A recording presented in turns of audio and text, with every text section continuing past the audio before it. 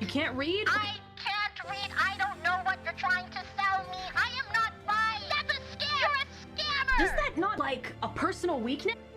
Who did that?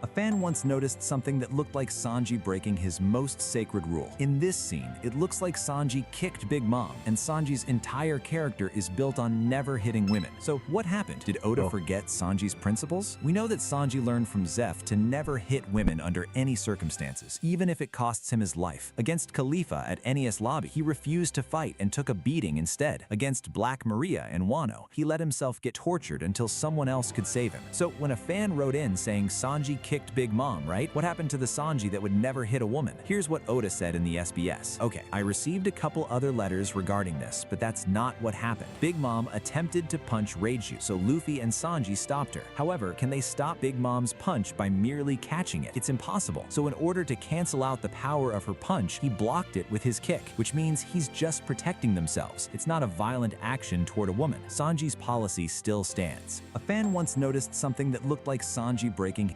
Sanji's got a bunch of... Okay, let's do this. Azure Lane. It's Saturday. Dailies for the Saturday.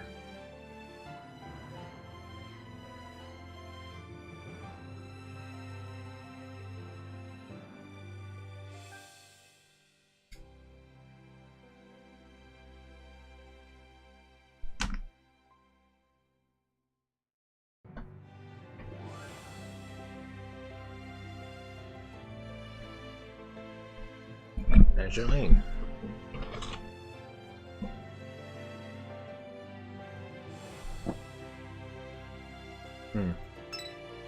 Let's play it.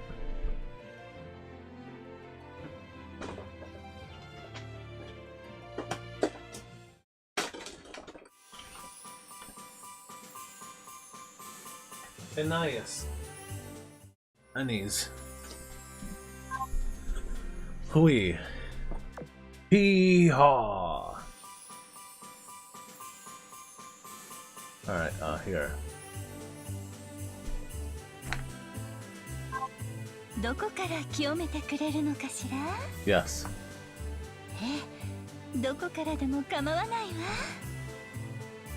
指揮官のこと甘やかしてあげるんだから。Total lies.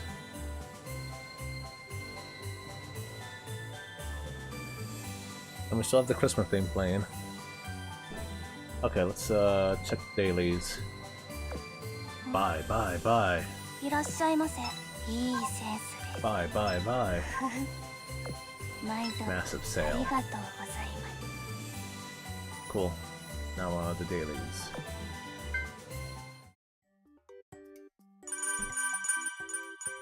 Oh, Cowpen's made it to level 70. Hooray.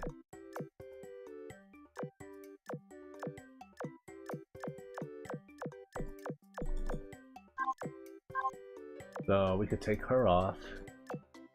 And who's the new character? Clarence. Oh, that's right, I have to level up. Pensacola? No.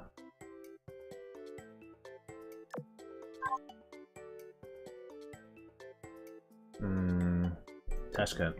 He's the lowest.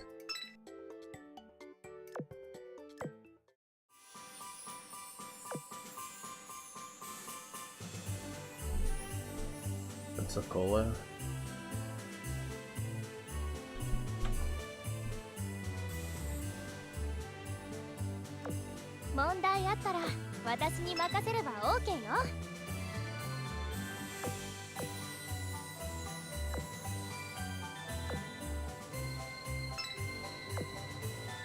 Confirm. Okay.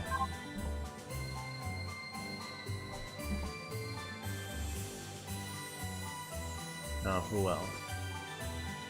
I think that's it.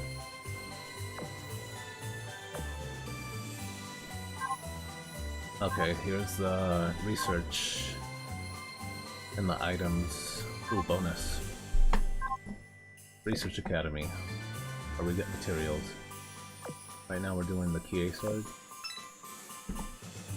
Basic research, collection. Collection. Let's see, rigging, commissions, rigging. No brainer, I can't do things that will take too much time. Basic research is free. And then rigging. No, I have coins, I could do anchorage. I need more anchorage materials. And then rigging. Rigging's faster, we already have basic research farming for today. Okay, that's all of them. Now we're just gonna continue these, get these up to level 5. Continue the red book for the red skills. A red skill requires a red book. Oh wait. You're already level 6? Okay, no, you don't need to go up a higher level. 4. Yellow book. Yellow book. And then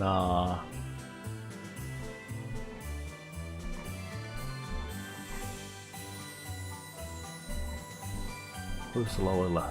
Who's the low level? Lexington. You need a yellow book, because that's at level 1. And give you the ultra rare yellow book, because you're an ultra rare character. You deserve it. And now for commissions, I think I was just doing cubes. Rewards with the cubes. Hey, where's my rewards? No rewards? Really, no rewards. There we go, 1 reward, 1 cube. And for these, once you put characters in here, you can't use them for battles, so I like using characters that are blue and common. My blues and my whites. This one requires a level 100 ship, but only 5 ships. A level 100 ship, 5 ships.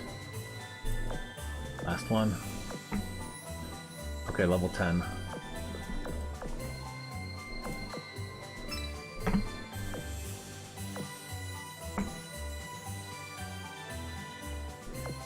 Okay, dailies are done. Let's go do our battles. Or no, the rest of the dailies include the guild and the daily battles. So let's get some materials. Material exchange 3 times a day.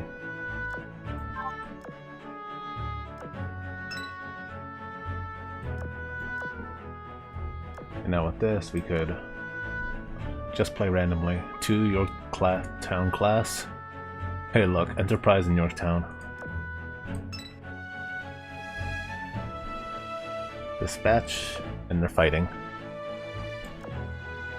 Okay, no, it's like an auto thing. We don't really need to watch it. Then the daily raids for new materials. Shelling. We could do the max level for these. So level 100, level 90s. That's it for the dailies. My dailies. Reward archive. Collect their data keys. And then let's just do some battles. Cool, now I can watch some anime.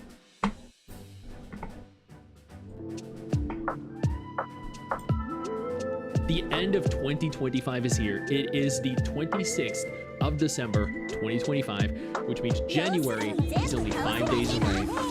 And I want to go over some of the biggest gacha failures, catastrophes, fumbles of 2025. If you're looking for a new gacha game, then I have a video right here titled Every Upcoming Gacha Game Releasing in 2026 and Beyond that includes 38 upcoming gacha games that you Where did I put my battery? There it is. These are games that are going to be releasing at some point in 2026. Additionally, if you have not already, click that subscribe button, turn on that bell notification. That way you're made up to date with every single thing that I post. Now let's go through these games one by one, beginning with Atelier Reslariana, which officially shut down on March 28th. This was actually very sad. I love the Atelier games. I'm not gonna elaborate on why, but I will state thick thighs save lives. Blade and Soul Heroes, also known as Hoyun, is officially shutting down. The game launched back in 2024, which means that's a little over a year old, at least in Asia. The English global version of the game has not announced they're shutting down yet, but I'm assuming they will, because inevitably, since the Korean version of the game is the main version of the game, when the global version catches up to the Korean version, well, they're gonna have no content left.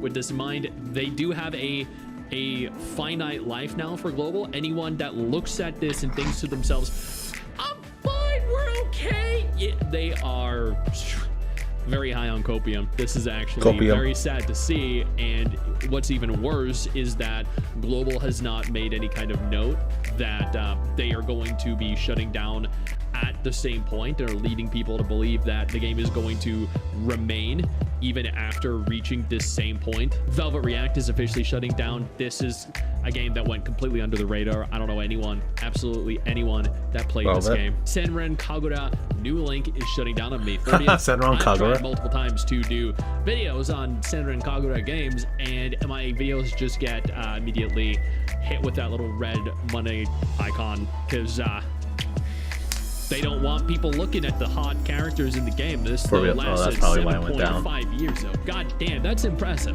Victory Bell Ship Girls is officially shutting down. This is a game that I actually don't think many people knew about either. There was some relation to Azure Lane, but ultimately Azure Lane succeeded and this game didn't. Teppen is shutting down on March 30th, 2026. This was just announced a few days ago. They also confirmed that an offline version was going to be available. This is not actually a catastrophe. This is not a fail. This is a win. More gacha games should definitely do this, allowing for an offline version to remain present for people to continue to log into and play and consume and kind of reminisce over is a great direction, and it instills a level of faith and trust in a studio that other gacha games just don't do or care to do. Fellow Moon, China announces end of service. We probably won't get global version. Now, this is actually the biggest disappointment of the freaking year. I have been hyping this game for years because it just looks so goddamn good, and then out of nowhere, they're just like, nope, too bad. Global doesn't get it. Nobody else gets it, and it's gone. I absolutely freaking gutted. Tribe 9 officially announced end of service. This was actually a big one. I think this is one of the biggest end of service announcements of the year, and god damn, were players disappointed, because this game had so much potential and they just squandered it, all of it. And man, Data Live Spirit Pledge finally shutting down. And you know what? While I do like the Data Live anime, I was not at all surprised to see the gacha game shut down. But don't worry, a new one is very likely coming. The Azure Lane TCG announced they were ending service. When I did a video dedicated hyping this game for years because it just looks so goddamn good, and then out of nowhere they're just like, nope, too bad. Global doesn't get it. Nobody else gets it, and it's gone. I absolutely freaking gutted. Tribe 9 officially announced end of service. This was actually a big one. I think this is one of the biggest end of service announcements of the year, and god damn, were players disappointed, because this game had so much potential and they just squandered it, all of it. And man, Data Live Spirit Pledge finally shutting down. And you know what? While I do like the Data Live anime, I was not at all surprised to see the gacha game shut down. But don't worry, a new one is very likely coming. The Azure Lane TCG announced they were ending service. When I did a video dedicated to this months ago, the comment section was filled with, oh my god, I didn't even know Azure Lane had a TCG. And yeah, it did. King Arthur Legends Rise confirmed service termination. This is a largely mismanaged game. I enjoyed some of what I played of it. The voice acting was funny. The story was actually pretty decent. The graphics were decent. But you look at the developer and publisher here, Netmarble, and you're like, oh, okay, all right, yep, I see why it end of serviced. Mismanagement, typical Netmarble mismanagement. Tower of God Great Journey is officially shut down. Shut down without any prior notice. over 300 players were all confused. This game suddenly just stopped opening, which is absolutely wild. God damn. So they're just like there and then they're not. So they didn't even announce it, and this was their public statement. This is GM Head-On from Tower of God. Great journey. Due to external circumstances, the service will be discontinued. That's it. It's just immediately shut down. Just like, okay, you know what? Yeah, hey, Bob, just pull the plug today. So Bob goes in there, and then it's gone. God damn. That right there is a huge fail. Fantasy War Tactics R is officially ended service. There's a game that, it's the content's not actually available. Well, there you go. I wonder why they deleted their Facebook post. Schoolgirl Strikers 2, end of service announced for September 29th, 2025. I mean, this looks like a cute game. I know when I did a dedicated video on this, players were very upset. They're like, hey, I actually played that. So that's kind of disappointing. Ride Commons end of service on October 31st with an offline version available. Once again, I don't know what this game is. I don't know anyone that cared about it, but having an offline version is immediately a kudos moment from me, where I sit here and I say, you guys did a good job, because even if very few people were playing it, the people that did enjoy it, the people that did play it now have a forever home in this game. Salt Lily Last Bullet has announced their end of service in November 2025. I remember doing a video on this one. I remember saying that I didn't anticipate it doing too well long term, and it didn't do too well long term. In a shocking turn of events, the official tweet was deleted. Okay, I maybe because the Twitter page was removed after shutting down. Not entirely sure. One Piece Dream Pointer is already shutting down. Nice. I don't know how old this game is, but apparently it released in 2024 and it shut down early 2025. So yeah, a game lasted, well, like a little over half a year, less than an entire year. Final Fantasy Brave Exvius is shutting down on October 31st, 2025. Oh, no. That was an entire decade. They lasted an entire decade. So good job on them, but at the same time, this is typical Square Enix. Shut down the game, pull the plug, get it out of here. Every Square Enix gacha game. Ragnarok Origin officially confirmed they are shutting down on March 31st, 2026. I don't know anyone that really cared about this. Yeah, another mobile sequel to a beloved classic that didn't last as anyone's surprise. Milking the property dry. Oh no. Anyways, every single Ragnarok spin-off pretty much goes the same way. They release the game. They, players spend in it for a couple months.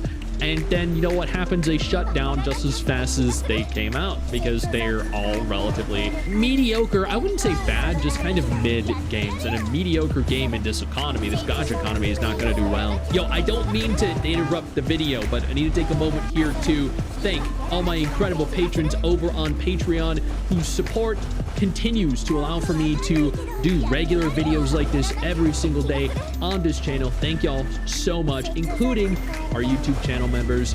You guys mean the world to me. So do you guys as viewers as well. Now, without further ado, let's continue. Sword Art Online Variant Showdown is shutting down on October 30th. An update on the offline version. I think it's great that several different gacha games are offering offline versions of their games, and for every Sword Art Online gacha game that shuts down, a new one will inevitably open up to take its place. Black Beacon has gone end of service. I think this is probably the biggest disappointment of the year and the biggest catastrophe of the year. It released, it shut down the same year it released, and that's just largely because of mismanagement. They gave China so much more than Global got. They showed a lot of favoritism. They decided to go back on that and then reward global players after they lost a lot of the faith from the global audience. And then with the release in China, they continued to update China, and China then got a version of the game that Global had been waiting for, and then is going to, in theory, continue to get updated, whereas Global isn't until China goes end of service too, because looking at their revenue and the general reception from players, it's really not very good. But this game right here should be studied as to what not to do as a new game. Midnight Girls is officially shutting down on June 12th, 2025. Oh my God, some of those characters are insane. I don't know what this game is though. I've never heard of it before, but you probably haven't either. Black Clover M, Rise of the Wizard King officially announced their end of service, shutting down on August 21st. I played some of this game and I didn't actually think it was very bad at all. I never really watched the Black Clover anime series. Like, I watched some of it and it was okay. I wasn't really a big fan of it. But the game, as someone that, you know, didn't really enjoy the anime, was okay. And then, interestingly enough, I think this is the funniest part of the entire thing. Black Clover Mobile, after shutting down, is already making a comeback under a different developer, under a different publisher, and you're gonna have to spend everything that you spent in the original version of the game all over again. So if you got all your favorite SSR heroes here, you don't have any of them here, but you're gonna have to pay for them all over again if you want to play the new version. That is one way of maximizing your revenue, getting maximal bang for your buck. As a studio anyway, not as a player. As a player, you're getting royally screwed. But the studio was like, yeah, let's just re-release all the stuff that was already released and make a fortune from stupid players. God damn, dude. It's just, oh, that is probably one of the dumbest things I've seen the entire freaking year. Miss Sequence officially shut down on May 27th. This was another kind of interesting one. I never got to play it, the Chinese version. We also never got a global version, but I was also kind of looking forward to that one. It seemed kind of dark and interesting. My Heroes Dungeon Raid announced their end of service on January 8th, 2026. This is a, I mean, that's a game. I've never heard of it before, but I mean, it's shutting down. Rio is officially shutting down November 27th, 2025, or has shut down now as of November 27th. Looks like it had cute characters.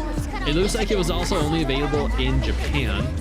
So, I mean, that makes complete and utter sense. Japan released gacha games, people spend millions of dollars in them, and then they shut down very quickly because they don't have the appeal of a global gacha game. They don't have the reach of a global gacha game either. Danmachi Battle Chronicle announced their end of service.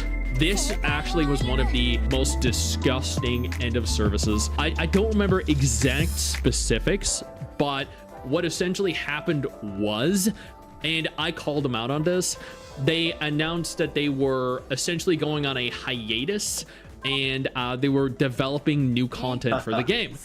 And they had deals going on. They had shop items available for people to spend money on while waiting for this big new update that they were working on. And then after being on hiatus for a couple months, after having worked on this new update for a couple months, they announced, oh, so we're going end of service now. Nice knowing you guys. Everyone that spent money then got absolutely and royally screwed. That is very distasteful and an incredibly scummy thing to do to your players.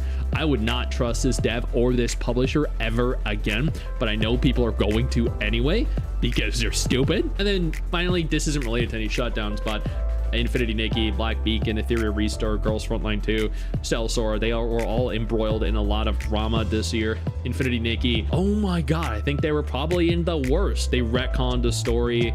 They used AI for translations. They altered outfits or the abilities on outfits even after people spent money on them.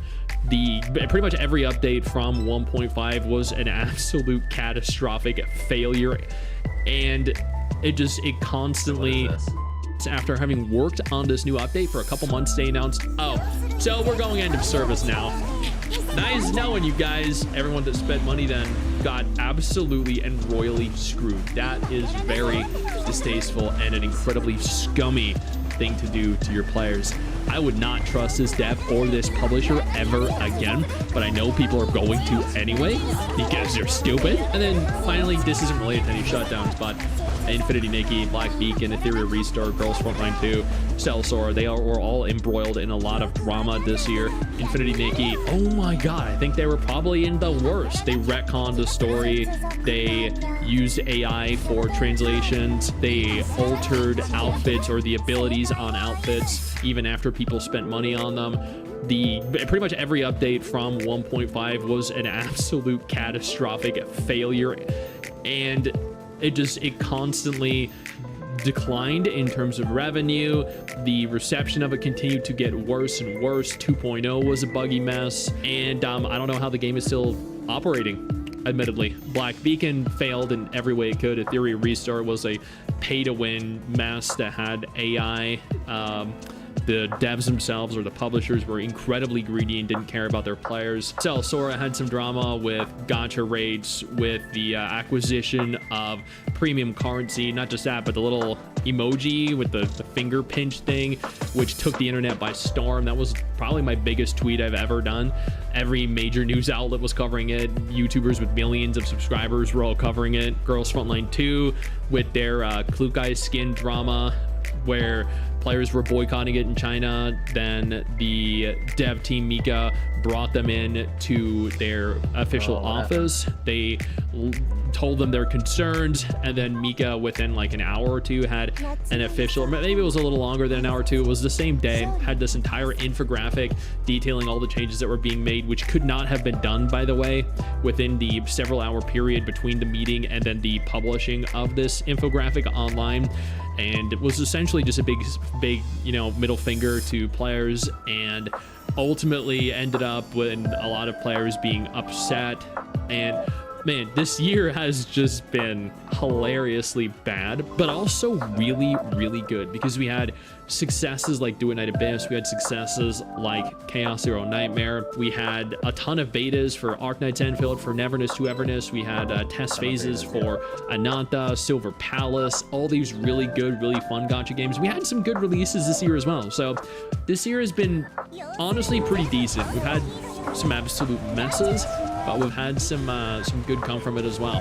2026 is looking like it's going to be even better, because there's even more competition on the horizon. I can't wait to cover it for all of you, with all of you. I know you think that you just hit the end of it. Technically, yeah, you have. And I know your first reaction is to close out of it.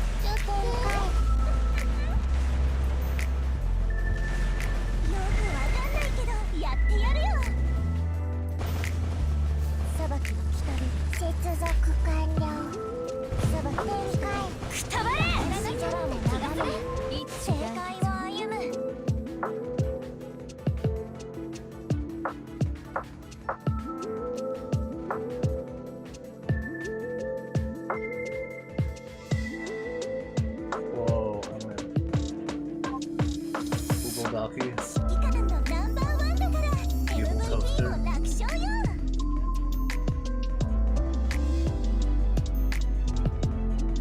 Who's Evil Toaster? There is a trope in the internet I like to call the reverse alpha male, or soft boy. The supreme gentleman who defies the red-pilled manosphere and uses empathy and emotions to have their way with women. The person who is there for a woman when she just got broken up. The person who says, "I'll be here for you when you need me, ... And from all accounts we've seen, Evil Toaster is one of them. I mean, look at that Twitter bio. He is a long-standing content creator who has been here since the Overwatch era of streaming. And even in that era, he wasn't universally liked. We aren't going to dive too deep into that part of his past, because I think it has little to do with the Google Doc that we are going to look at. What is relevant though are his tweets. "I am never going to be one of the girlies. I am tired of connecting friends with others and they end up being better friends." This is a man who seems to want genuine connection with other women, but feel that him being a man prevents that from happening. That is because he wants to connect with a woman the way other women connect with women. He seems like a very lonely, very confused. But Red Song, or Kaisa, came out and retweeted this, saying that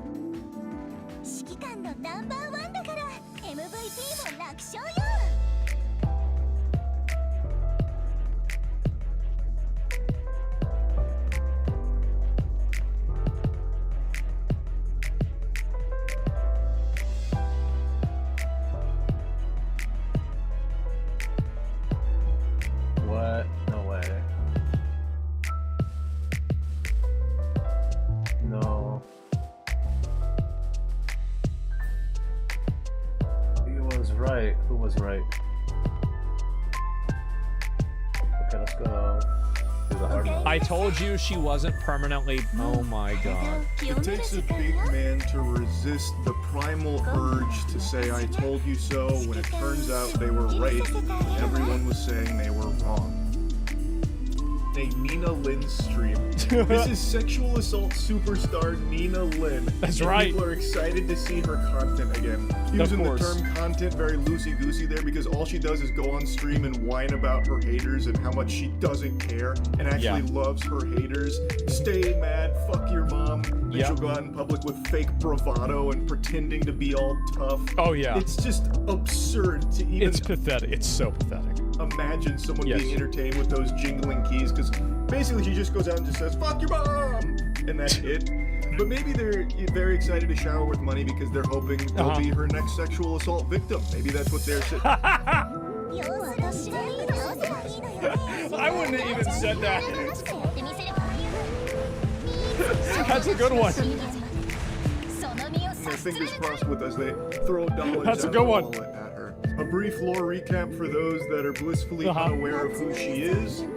She is a streamer who has on stream sexually assaulted someone. Yes. And then turned it into a joke after the fact. Even said that they should be embarrassed to even feel like they got sexually assaulted. She then also stole from Target on stream and then bragged about how much she steals from Target. All of this broadcast on Twitch, mind you. And she hasn't been permanently banned for it. She got 3-week ban in total. So, isn't that cute? Wow. I think it's a pretty clear message from Twitch that they don't take crimes like sexual assault or stealing all that seriously.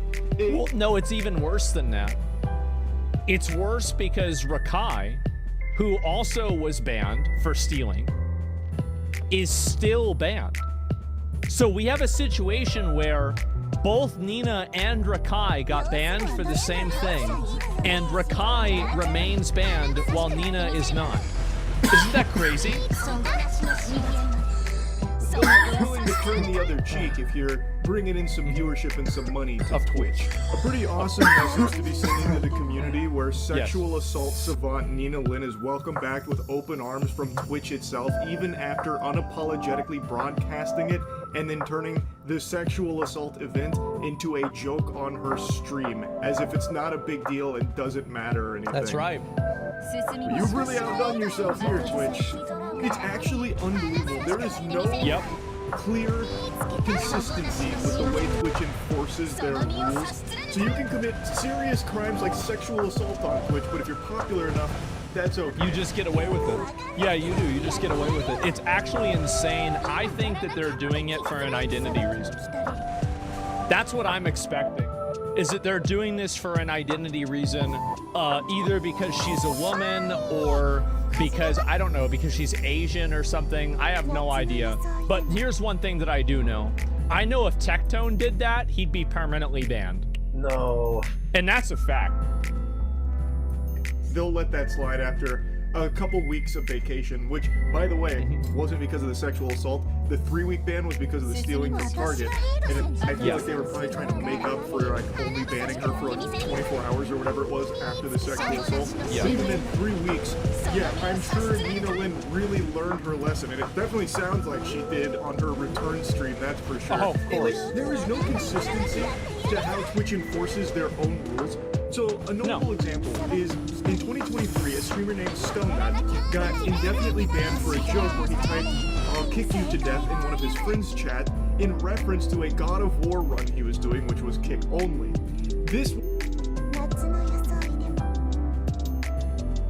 This company is so stupid, it's amazing. It's unbelievable how stupid they are. Was Isn't one it? message That's to incredible. A friend of his that was clearly in jest, and he received a year-long ban and only got the ban lifted because that friend was able to argue with Twitch staff himself to get Scumnut back on the platform. Yep. Like, imagine a world where you get banned for a year for what is clearly a very quick one-message joke to a friend of yours, yet sexual assault and other crimes are only punished for 3 weeks. It's absurd. Anyway, let's it's insane. Like, I think Twitch needs to somehow be investigated or something needs to happen. And it's not really just this case. It's the fact that, for example, they had blocked all of the Israeli IPs. They have all kinds of other crazy, weird stuff going on the website. Like, just overall, I think they need to investigate this website and figure out who's making the decisions here. They really do. Like a civil rights investigation. Well, something needs to happen. Take a quick peek at the intro to Nina Lynn's return stream. There's no point in diving into a lot of it because all it is her just being like really loud and obnoxious. I got away with it. Even after this whole ban, listen, bro, the haters gonna hate. But listen, ain't no better marketing team than the haters. I'll tell you that right now. Guys, I'm not even joking when I tell you this, bro. I love it. I love it, bro. I love the support. Isn't it crazy that Twitch lets people get away with this? That's nuts. The hate, the everything, bro. We love all that shit. We love all that shit. Give it to me, bitch. Oh my God. Oh my God. The Gold Wonder. The Gold Wonder with the K. I saw you earlier. You was giving out fives and shit too. Shout out to the Girl Wonder, man. Man, she really has the voice of an angel and the mouth of a sailor. What an incredible combination. And she is as loud as a child on Xbox Live. The perfect recipe for incredible success. So much financial gain, even after blatantly sexually assaulting someone. Yes, sir, that's sexual assault. It's crazy that Twitch lets this happen. It really is. And I feel like, I mean, shouldn't somebody at Twitch, like, shouldn't somebody ask, like, Dan Clancy or, like, the executive leadership on Twitch, like, why you decided to unban somebody who committed sexual assault on stream after you had, like, one of your most well-known female content creators get sexually assaulted at your own event? Like, I feel like at a certain point, this is a real problem. Yeah, this is crazy. What's going on here? Superstar Nina Lynn back in action. Hide your cheeks, because she's coming for him without consent. It's incredible stuff, Twitch. You've really outdone yourself here. What a strong message you're sending. Are we just watching a reaction? It's not all just her to her haters. She's also doing something really nice this holiday. No, we're not. No, For 15 years, Oda lied to us about Sanji's body constitution. And here's the proof everyone missed. In SBS Volume 43, he said Sanji doesn't burn because, quote, his heart burns hotter. But then Wano drops the bomb. Queen straight up connects Sanji's flames to the Lunarians. The interesting part is, that judge didn't just make superhuman kids. He used Lunarian DNA, the most fire-resistant bloodline in existence. This changes everything. Sanji's final power-up is literally unlocking an extinct race's abilities. His body was evolving the entire time. What do you think? For 15 years, Oda lied to us about Sanji's body constitution. I'll back will cover it. That's no wonder him and Zoro hate each other. Oh no. Did you tell Medea where I was? She was trying to find you. That's all right. We'll deal with this when we get home. No. All right, let's pray. No. Let's deal with this right now. I am sick of Kimberly's boo. I'm sorry, I can't sit here. Kimberly. No! Mama, if you want us to sit here, you eat it. Girl, you better act like you got some sense. Shut up, Abby. You are always in my business. It is so obvious you're jealous. Jealous of what?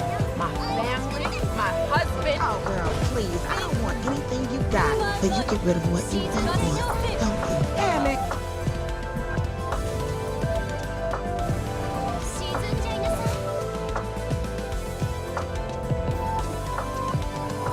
No, Mama. I need to say this. I'm not the one who got pregnant at 13 and had Mama to raise my child. What is she talking about? Kimberly had a baby. Call on Jesus. You used to watch the baby? Yeah, I'm still watching the baby. You need a joint, baby, really. No. All right. Come on. Mom, you used to watch that baby? Yes. Where you at? You should look in the mirror. Kimberly's my mother? Yes. Did you tell Medea? Uh-oh.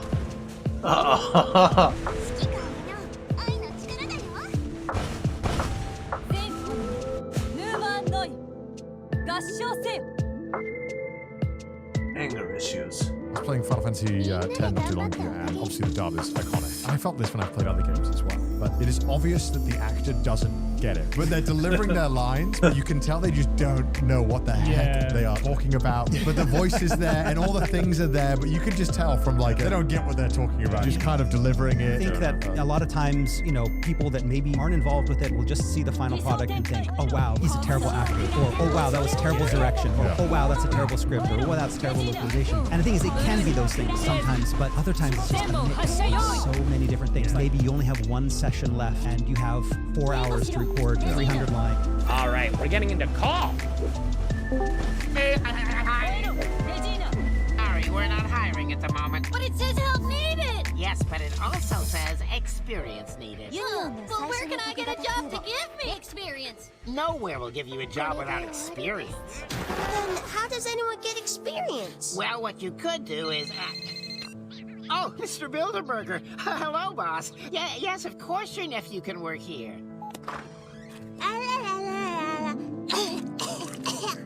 But wait, isn't this like nepotism? Larry, you're not legally permitted to respond to that comment. Yes, Mr. Manager. Also, you're taking a pay cut because I needed part of your pay. I can offer you an internship where you work for free for an indefinite amount of time, and if you do that work well, we might pay you one day. I guess I have no choice. Otherwise, I'll never afford an apartment. Just look. See how they walk? So tough. Hello there. Huh? So, you're the girl I keep hearing about. Introduce her, will ya? Yeah, she's my friend, Adele. Come on, go on. Don't you mean to say girlfriend? You're embarrassing me. Well, we don't want to be late to see Trunks and Goten fight. It was nice meeting you, Videl. Good luck, Gohan. Bye. You know them? Sure, the man wearing the orange uniform, he's my dad. What? I thought your dad was with another woman. Oh no, just dead. Didn't you see the ring floating over his head? I think I need to lie down. Just look. See how they walk? So. I fucking hate Asmongold. I never liked him. I never like him. He's a fucking moron. Just how strong is this squirrel? Spoilers for El...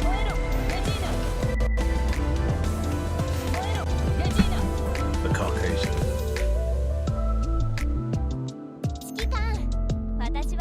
Once more. Yeah. I love Beat Saber. I really...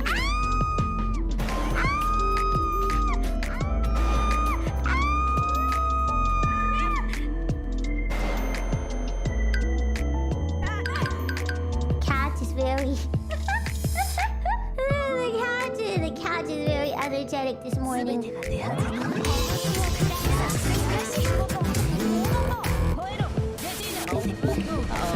I'm scared. Get me out of here. Get me out of this hole that I've dug. Help. Help me. I can't get out of my hole. I gotta jetpack out of here. Oh no. Oh no. Imagine if I exploded. You heard that? You heard that? You heard that? Only you heard that. No, it was my Pokemon Pocket. Did I have to unpack? Gacha. Nothing. Safety level insecure. Well, we can give it compliments. Ow! Okay. Oh, motion capture. Wait, should I try this? Wait. Successfully completed.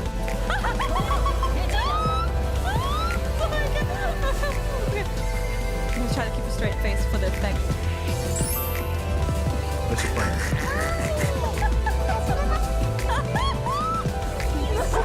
No, not again. Get away from us!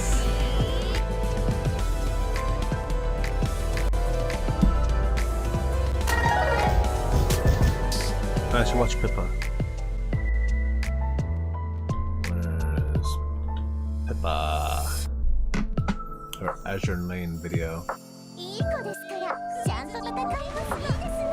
Oh, she's smoking.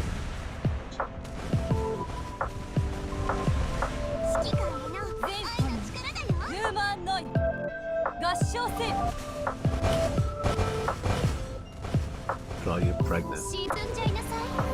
Jet? Not you! Not you! You know who I was looking for! Go away! Go away! I'm trying to have a breezy romance! Oh my god. Hold on. No rainbow. No rainbow. Shut up, chat. Oh! Oh! Another cornice for our talents. Hold on. Wait, what does that put her at? Let's see. Let's see. Oh! She's almost at the end! She's almost at the end. We only have one more. I guess technically two more. You need 2 dupes per constellation. Oh. I gotta sneeze again.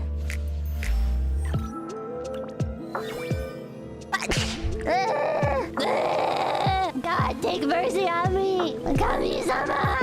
I don't feel well, and life isn't being kind to me. Please. I don't feel well either. Please give me good luck at Gacha. Give me good luck at Gacha, because the real world sucks. Please.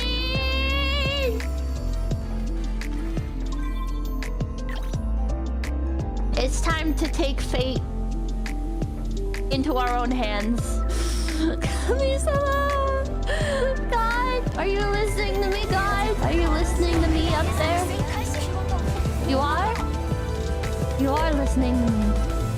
Alright. Now, not to be greedy, but since I've already spent so much, could there maybe be 2 of her on this screen when I open these doors? When I open these doors right now, could maybe there be 2 of her? Please. Please. Please. Please. Imagine asking God for Gacha rolls! Leave me alone!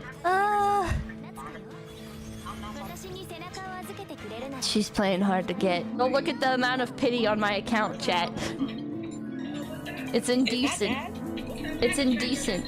I just tried to take a drink of my soda and I spilled it all over. Oh my god.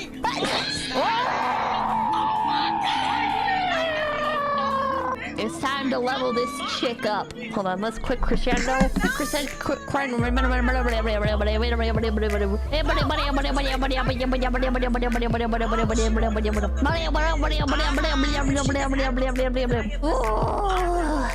Where is she? Where is she? There she is. We gotta level her up. Enhance. We gotta level her up. Okay, so she's versatile, so we're not gonna put her in the main slot. Let's see here. We'll see about that. We'll see about that. Oh wait. I think this was the one. This is my Ventus slot. Wait, my Nanoha isn't as strong as my Noya.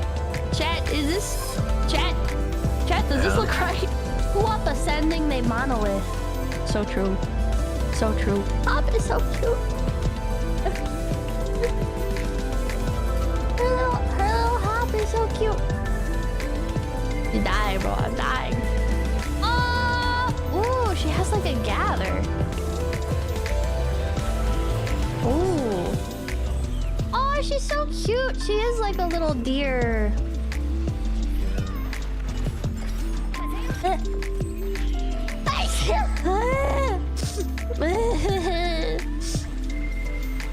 Okay, I'm not gonna be able to do this boss fight though. I'm not gonna be able to do this boss fight. I'm not doing enough damage. I didn't level up my team enough. Having a pull is huge for Menace Arena. Oh god, I bet she's so good. I bet she's so good in Menace Arena.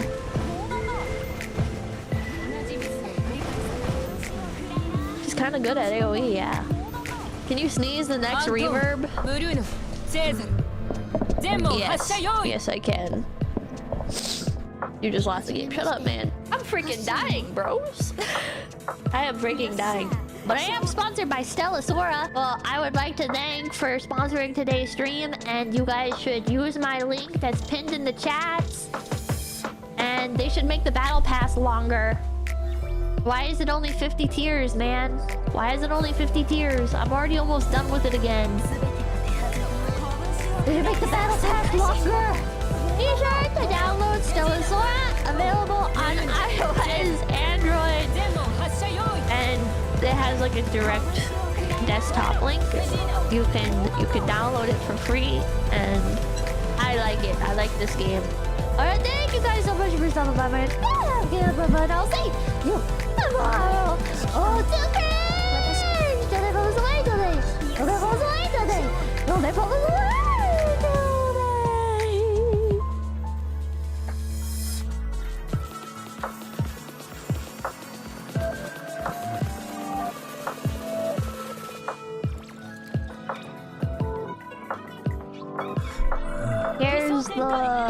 Here's the deer song.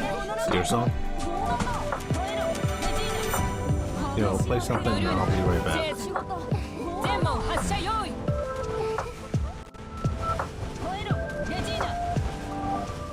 Denji. Insane. 6-hour stream. Nice.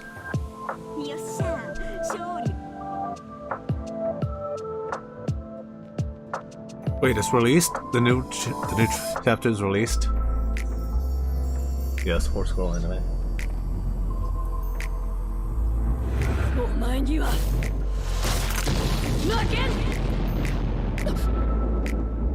I know I'm late to this one. Horse girls.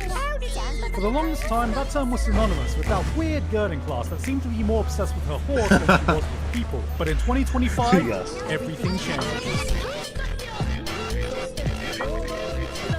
This was the year that Uma Musume broke into the Western markets. For a few glorious weeks, everyone was getting into horse girls. Memes flooded the internet. Pictures of real horses would not get off my feed. Even my mate P got viral playing it. And just look at him. They're rounding the first corner and she pops the swinging ice stroke. She pops the swinging ice stroke. This man is too cool to know about anime. But while everyone was focused on the game, at the same time, another beast awoke.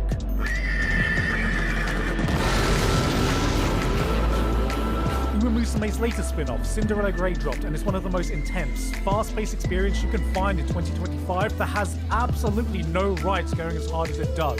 So if you're looking at the season and you're tired of hate-watching new episodes of One Punch Man like... Maybe the next one will be better. Oh, this is very bad. It's always me. Well, forget all that, because this is the year of the horse.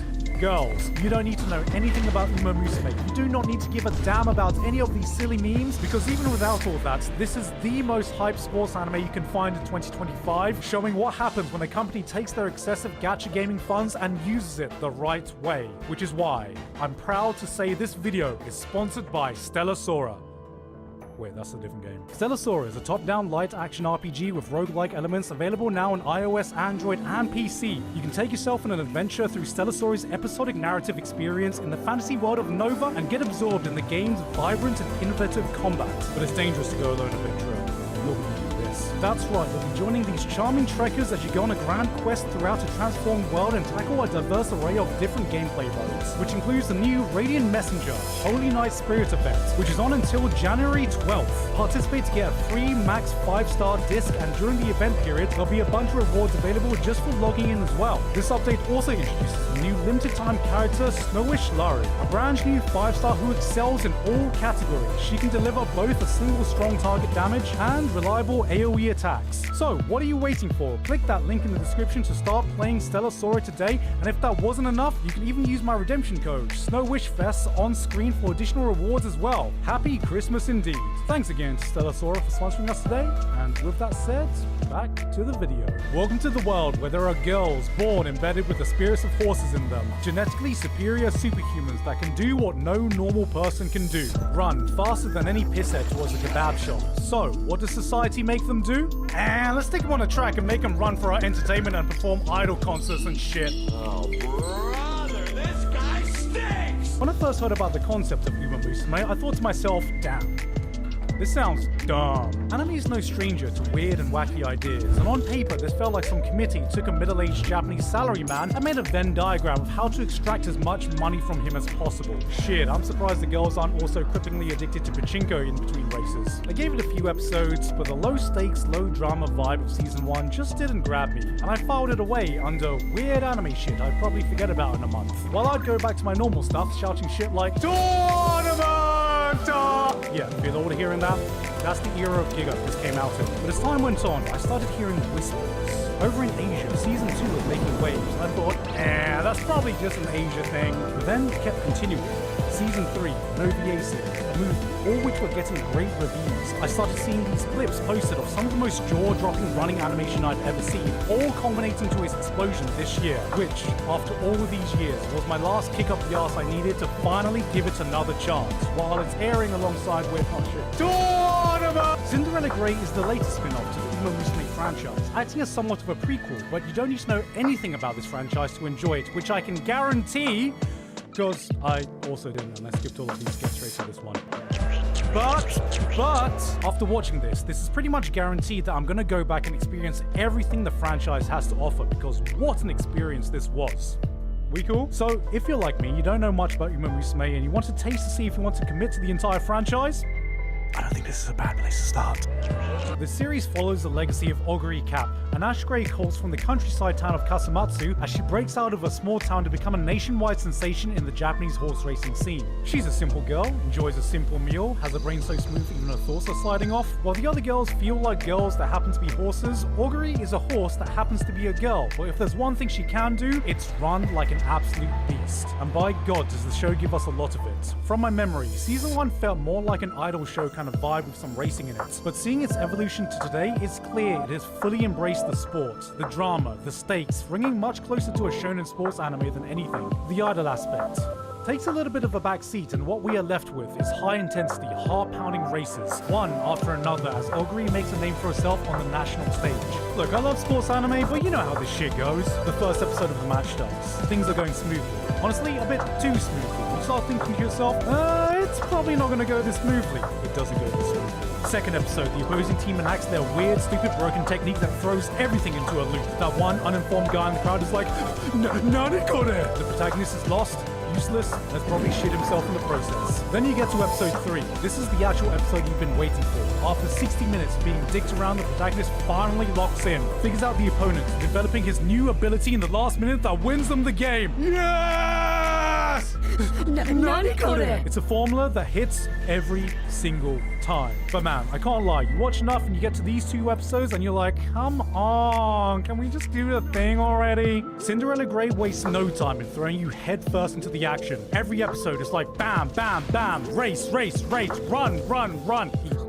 Eat, fucking fatso, parentheses affectionate. Races never overstate their welcome. In fact, it constantly surprised me at just how fast-paced it run through them all. They will spend an episode building up this new character, this new rival for this one big race. Then it's over and done with a single episode, which might sound a bit quick for you seasoned sports anime watchers, and it would be that case if these races weren't such a concentrated burst of adrenaline. At first, I thought the girls looked janky as fuck running like this, but once I got over that, it so perfectly captures the energy of an athlete pushing themselves past the limit to reach inhuman speeds. Racers quickly take their positions, and you get to appreciate the different approaches of each runner. As the race plays out, you slowly inch closer and closer towards the screen, because you're anticipating that moment where they get to the final stretch, when the anime ramps up with an energy that doesn't just burst out, it explodes. That rush as you witness that last eruption is as addictive as any drug. You hear the roar of the crowd as the commentator eggs them on, as you watch athletes digging deeper than they ever have before. Suddenly, this janky-ass anime girl run becomes the most hype thing you've ever seen, as you shout out, God, this is what peak performance looks like! And then the race is over. You calm down, switch on the next episode, and experience it all again. I think what sets it apart from other sports anime is that it honestly feels like you're watching the actual sports rather than some shonen anime battle that happens to have a sport in it. You have your basic tactics going into every race. There is some inner monologue, but for the most part, you get to just be a part of the crowd, hearing the commentary as you watch a bunch of girls just absolutely leg it, like Oguri was told there was KFC waiting at the finish line. One part I really liked is that just because a character lost the race, it didn't mean they were banished to the fucking Shadow Realm, never to be seen again inside character hell. Familiar faces stick around, get another chance to prove themselves, and sometimes they do. In anime logic, if this guy beats this guy, that means this guy is stronger and will forever be stronger. Bye-bye, it was nice knowing you, fucker, now get in the cage with all the other losers in there. Well, we all know this isn't actually how sports work. Legacy is what this is all about. Nobody becomes the greatest of all time by winning one match. Do you think Ronaldo lost one El Clasico to Messi and was like, okay bro, I guess you're better than me now, have fun in nationals? No! He came back and fought match after match, season after season, refining his game, sharpening his skills, taking it in turns, breaking records, pushing each other to the limits for years in a rivalry that will span a decade. And only then did he prove he was second best. I really shouldn't be talking about second best, I'm an Arsenal fan. Hey goodness. Every girl, even if they don't get a lot of screen time, feels like they have a story to tell. And just because they lost a single race, it doesn't mean their story is over. Fujisama March, Yaino Muteki, Dicta Striker, Michelle My Baby, Maruzensky, Obey Your Master. God, it's weird getting attached to some of these names when I say it out loud. Novelty bubble on the inside, novelty bubble followed by immaculate pasta. Christ's student coming up on the inside, followed by Amber the Horse and Alf Ramsey's Porn Dungeon. And when you dig deeper, you find out that's because everything that happens in these series, bar a tiny fraction, is based on what happened in reality. I knew that Uma Musume girls were based on real life horses, but being just tangentially aware through memes, I thought it was like, look at this girl doing a dumb face, that's same as this horse. I get all the references. What I didn't realize is that the entire story is based on real life events, real races, real careers. Oguri, coming from the small Japanese countryside town of Kasumatsu to eventually set the nation on fire and become a cultural phenomenon, that really happened. Hitting a brick wall against a rival horse named Tamano Cross that also happened to be an ash grey colt. That really happened. I thought the source material for this was a manga, but it turns out it was fucking Wikipedia.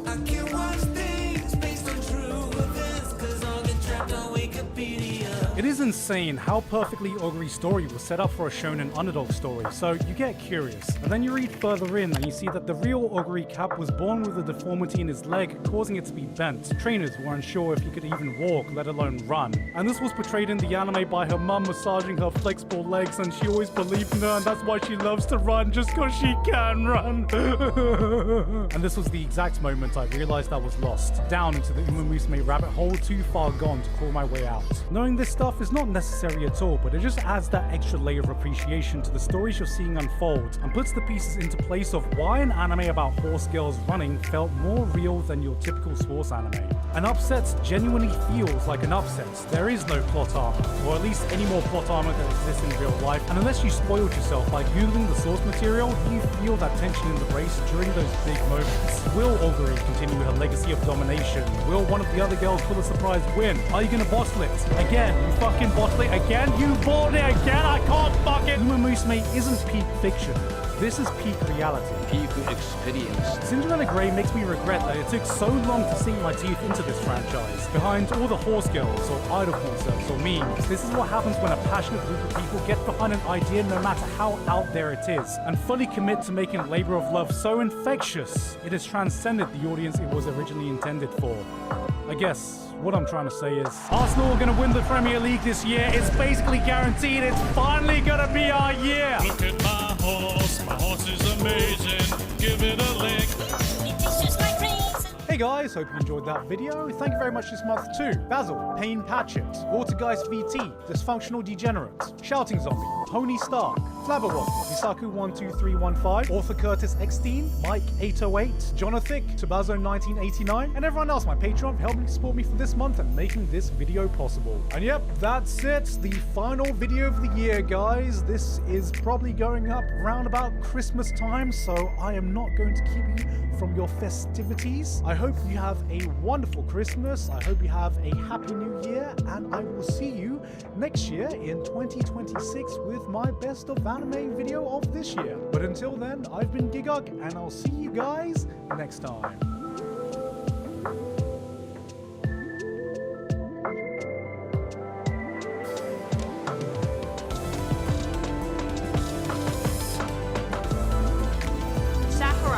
Was currently in cryo sleep until he had to come out to make Kirby Air Rider. But before he did that, he worked on a little something, little baby game, don't know if you've heard of it, called Super Smash Bros. Ultimate. Now, Super Smash Bros. Ultimate has characters from pretty much every Nintendo franchise imaginable. And it also has characters from other IPs, franchises, studios, whatnot. And I thought it would be really, really funny if we, collectively as a group, sussed out who in the roster of Super Smash Bros. Has smashed. And when I say smash, I mean wave, censor that. We're gonna go through the fighters and we're going to guess. Have they smashed? Have they not smashed? Why? Elaborate. And how many? It has to be like, what type of vibe is it? Have they smashed and how often? Do we have yaoi? Do we have yuri? Do we have a bicon? What's the vibe? How gay is it? We need to figure it out, chat, and we're doing it together. Daisy, nailed Luigi. Excellent. Does it have to be canon smashing? No, we can theory craft. So let's begin the smashing. Mario. See, Mario's funny because Nintendo wants us to believe he's a fat virgin. Nintendo wants Mario to remain a pure, pristine, celibate boy. I don't even know if he has a... But like, you know what? I think Mario has probably boned before. Does he do it often? No, he's too busy fucking being the hero for that. In the early days of Mario's career, and I know this because I've been researching Pauline and Mario were a thing. He got more like super mascotified and became a sexless object later down the line, but when they first made the character, he smashed. He had a girlfriend, it was Pauline. Like, I genuinely think that Mario, has he fucked? Yes, but low sex drive. Like, he smashed? Yes, but very low sex drive. Nintendo would have us believe that this boyo is a virgin. I refuse to believe it. The chat has decreed Mario smash. Luigi freaks. Luigi freaks so fucking hard that his fucking girlfriend commissioned a statue of themselves fucking dancing in her kingdom, alright? Like, here's the thing. Mario's gonna get cockblocked. Mario gets cockblocked because Mario is the face of the company. Who do you think is bing bing wahooing while Mario's out there bing bing wahooing, bitch? It's Luigi! Luigi has an outfit that matches Daisy's freak. That's like the type of person that Luigi is. He's not jealous like Mario is, okay? Like, Nintendo did not fucking castrate the fucker. Like, he's allowed to keep his Luigis. I like that this is a unanimous absolutely. Oh, freak. Absolute super freak. It's fucking Peachy. Her fucking side B is her fucking ramming her hips into you. If Peach isn't a fucking thirsty bitch, I don't know who is. I'm sorry, but like, Peach being paired up with the equivalent of an asexual gnome is so bad for her. Nintendo wants like Peach to be fucking sexually frustrated until the end of time. Nintendo ships her with that lizard dick. Like, Peach is a freak, I'm sorry. Like, we're talking high femme, super dainty, super like cutesy, but like in private, listen, bitch. Peach smashes, and Peach smashes well. I don't think she's an inexperienced pink thing, okay? He is a father. Bowser is one of the ones where we have like canonical proof that he's actually smashed. Bowser has like at least one little baby goober that we don't know who laid the eggs, but Bowser is porked. And you know what? I'm convinced that the good folks over at Nintendo ship it with Peach, because like...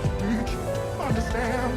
I'm gonna love the tales of very end. Bowser is also, like, canonically, an adorable loser. So, like, Bowser's a bulletproof. Has he smashed? Absolutely. Has he topped ever? No.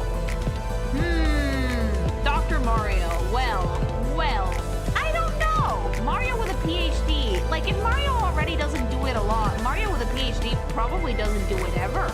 He's too tired to fuck. That medical school degree is not gonna pay for itself. He Sigma grinds too hard for sex. He can't do it. Oh, smash! Mommy! Mom, look, my personal feelings aside, I would think that Rosalina does smash. She probably doesn't do it often because she's a mother. She has like a million Lumas to take care of, all right? She's a busy mom. Like, you will get a moment where she will finally put the last Luma to bed and then she's a beast, right? But like, it happens like once a week at most, and you have to fucking fight for your goddamn lives so the fucking Lumas don't wake up and interrupt you. Once a millennium, like once every few hundred years, she does it. Also, these verdicts of a character would smash or not has nothing to do with their canon games, by the way. This is just speculations. Would they? Not have they. Would they? Throw the fucking canon out the window, I don't give a shit. That's a kid. No further questions. Oh, smash! So here's the funny thing, right? I don't think the Koopalings are all children. Some of these have like the vibe that they would be like, no. I'm voting no for this one. Oh, smash! But not all of them are like kid-coded, so to speak. At least not in like more recent games. So like, if a character feels like a kid to me, I will treat it as such. But if they don't, we can discuss. I would say no for, which one is this, Iggy? We can all agree. If he hasn't smashed yet, he probably maybe wants to. Roy won, gay as fuck. Like, why did we decide that Roy was gay-coded? Okay. Is it just because he's pink? Elton John. Ah, well, yes, Elton John is very, very gay. Okay, so Roy, we can agree, yes. Wendy's like super fucking bimbo coded. I'm sorry. Wendy and Roy probably have the best designs out of all the Koopalings. It's not just because she's pink and I'm biased. That design fucks. Like the bimbo lips, the jewelry, the fat bow. Like 1,000,000,000% Wendy smash. Those lips are BJ. You give me Mineta energy. You give me the energy of someone who desperately wants to fuck, but he's like low-key kind of creepy. So like all fucking people around him are immediately turned off. He has like panty stealer vibes. Oh, smash! Incel turtle. I didn't say it. Chat said it. Morton has like one of the more mature vibes out of all the Koopalings, and I would like to think that despite he's like a fuckboy, but like he seems like he would be a fuckboy with a heart of gold. Why do I feel like this guy would have people lining up to get fucked? Because he looks fun. He looks like a himbo. I think so. Smash! No, not happening. Oh, smash! Oh my god, I forget about your hair. I always forget about your hair. You wanna know the vibe that Ludwig is giving me? Ludwig is giving me that vibe of that fucking child on the internet that tries to sneak onto like not safe for work spaces, claiming that he's so mature for his age, but he's like fucking 14 years old and a dipshit. Like that's the vibe that I'm getting from Ludwig. Absolutely not. He's actually the oldest, by the way. No way! He's supposed to be the eldest, but he gives like a much younger vibe than like Morton. I like Ludwig and I think he's funny. The hairstyle is hilarious, but I do not see him smashing. Absolutely not. Oh, smash! A poser and a loser. Yeah, baby. Moving on. Yoshi. This one's difficult. It's weird, right? Because I see Yoshi as like the primo permanent babysitter of the Mario franchise. So like I'm used to seeing Yoshi around babies, but at the same time, like if no bone, then why egg? For me, Yoshi is a cute being that will babysit your child and carry a baby through an island of peril, but would not smash. I would say Yoshi probably doesn't smash. Oh, smash! DK! I think Monkey smash. I shower you with coconut cream pie. Smashed! Slamma the banana. No, baby! Like, here's the thing, right? Diddy has a girlfriend, but like, it's like little baby puppy love. Like, they hold hands and they get embarrassed about it. They also, Diddy should never smash for obvious reasons because his name is very unfortunate now. Wait, is Diddy not a kid? Is he just like a completely different species of monkey and that's why he looks so tiny? Oh my god, if that's the case, yeah, I would say Diddy probably has. He has a girlfriend and he's very happy, okay? Smashed! Baby boy, okay, gets pegged. Like, that's the first thing I need people to know about Link in Breath of the Wild and Tears of the Kingdom. There's many iterations of Link in video games over the years, and the one that has like the most amount of yaoi in like hentai is this one. Yeah, they made him cross-dress and like it opened him up to a completely different audience. People ship him with the fucking massive shark with 2 wings, okay? I like Link with Zelda. I think that they're very cute together, but I cannot deny the twinkability of this Link chat. Link is that character that like he's so pretty that you just know that everybody wants to get on that shit. Everybody. Link has smashed and has been smashed, okay? Zelda. Oh, also Grippers, Zelda. I think that, which one is this? A Link Between Worlds Zelda? I actually really love this design, but I would say Zelda is one of those ladies who absolutely feels no shame about it, at least this Zelda, and happily engages in whatever she feels like. The Breath of the Wild and Tears of the Kingdom Zelda does smash, but she's a little bit more reserved about it, you know? This incarnation of Zelda, I would say yes, 1,000,000,000% smashes, and she would be like super excited about it. Smashed! Sheik. I would say Sheik smashes, yeah. It is Zelda, so yes. Yeah, Link gets pegged by this one. That belt is for the strap! Smashed! Daddy Ganondorf, would you smash? See, I don't really headcanon Ganondorf with Zelda or Link or anything like that, mainly because like the way that the character is written is so like cartoonishly evil that I don't see him with anyone. But that doesn't mean that he wouldn't smash though. I do think that Ganondorf would have a sex drive.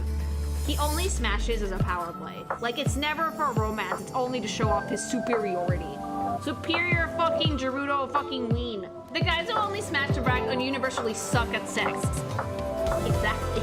I never said he was gonna be good at it. I'm just trying to see if he would do it. let's paint a visual picture, okay? He's the type of guy who will literally lie back and let the woman do all the work and just watch. Because, like, why should he have to? Ganon as a pillow princess is hilarious. It's not a pillow princess if he's in charge.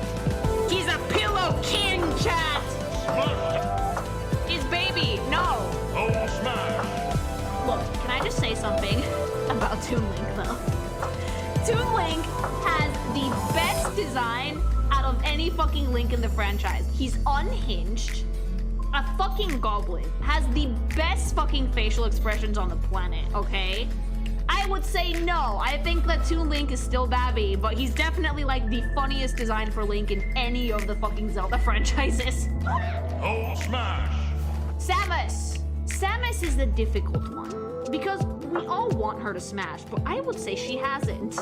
She's way too busy escaping spaceships and killing space pirates to figure out her fucking shit when it comes to sex. I would say that Samus does not smash. Not for a lack of wanting to, mind you, but I don't think that she would because she has like no time. She's too Sigma for it, I'm sorry, chat. She was raised by birds. She would get on top of the bed and like get into position and just go, ah! And immediately anybody that she wanted to would run away screaming. She's sexually frustrated for sure. Oh, smash! Zero Suit Samus. Now, well, I'm gay, and I really like this design, and I would very much like to hit it, but I think it's the same verdict as the other one. Because same person, still no. Oh, smash! No! A pure being, a wholesome soul, does not even need to know what sex is. Kirby exists beyond sex. He's ascended through it. He is a perfect, flawless angel. He doesn't need anything except food and the love of the universe. He doesn't feel anything. He has no desires. He's a Buddha.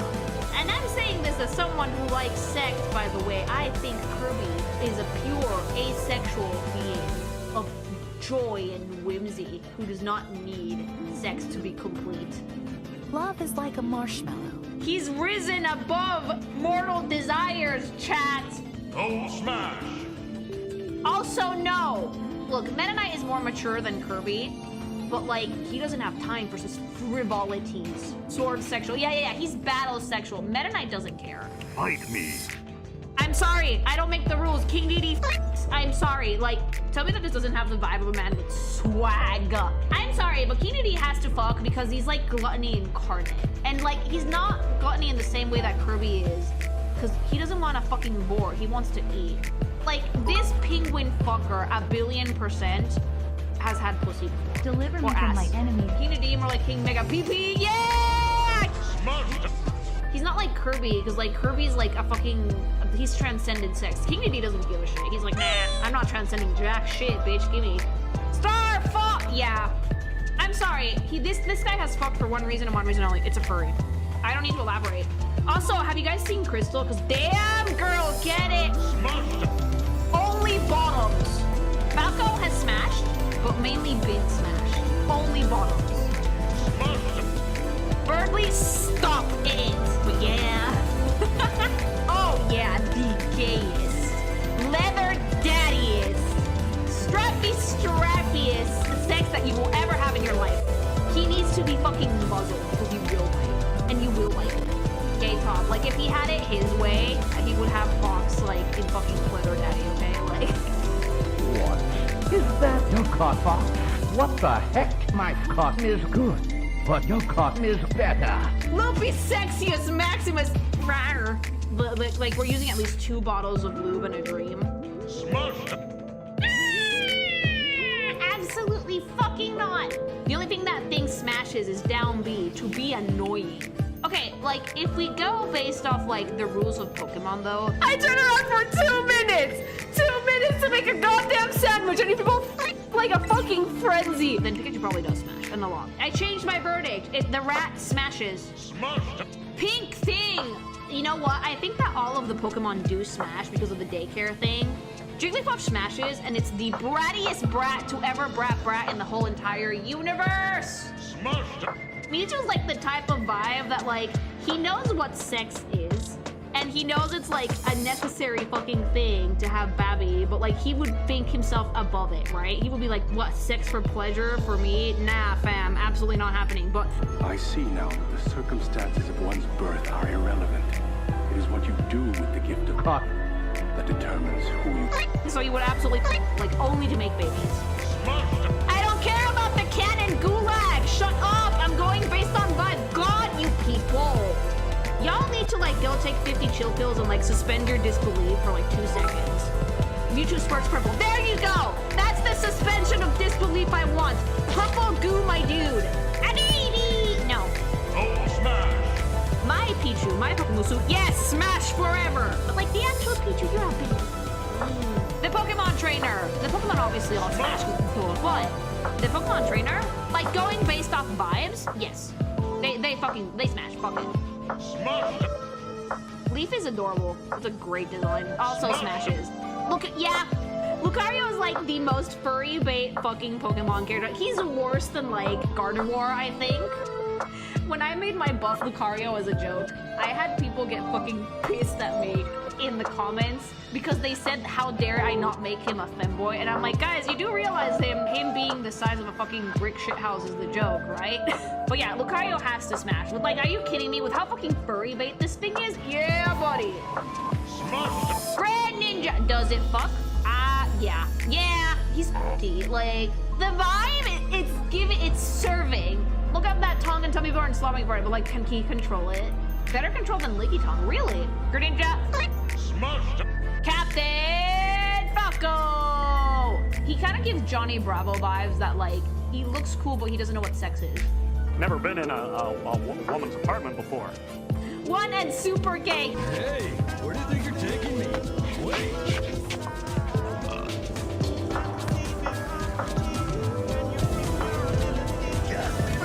God, Chad! I don't think cat fucks. I think that he doesn't know what sex is. Another massive door. Oh, smash! Pass on the fucking child. Oh, smash! Another pass on the fucking child. Why are you holding that snake like that? Oh, smash! They smash, but they smash each other. Smash! Are they related, by the way? Like, if they are related, like, ignore that I said that. They're siblings. Fuck! No, they do not smash each other. No, we do not conduct Winsets in the... No, they do not. No, they don't smash each other. I redact my statement. I retract it, and I disavow it. Oh, smash! Not related with or not. Okay, somebody tell me the truth here before I start throwing people into the fucking gulag. Fuck it, I'll do it myself. Are the ice climbers related? If you look at Sakurai's website for Melee, he declares them to be less than lovers but more than friends. Less than lovers but more than friends means friends with benefits. Smashed! Marth! I would say Marth does smash. Most of the Fire Emblem characters probably smash. I would say that confidently. Canon aside, Marth does have the vibe of someone who does smash. Maybe not like super often, but like he does do it and he does like it. Smashed! Anyway, don't knock Missionary, it's goated, alright? Roy almost gives I don't know what sex is vibes. He's kind of like Goku, I guess. He reminds me of that. He's like, he would show up back to his kingdom after he does whatever military campaign he has to do, and like he would have like a child and he would be like, what the fuck is this? Where did this come from? What the fuck are those bell bottoms he's wearing? Yeah, I've been trying to suss out the pants this whole time. I'm glad someone else pointed it out. What the hell are you wearing, Roy? Why do we have like bell bottoms on top of our boots, Roy? What is that? They're chaps, but like they're chaps that like he's wearing on top of his boots. Anyway, Roy can smash, but he doesn't know what sex is, so like he just comes home to his wife after like a military campaign and suddenly the baby has spawned. Wait, this is like baby Ike, right?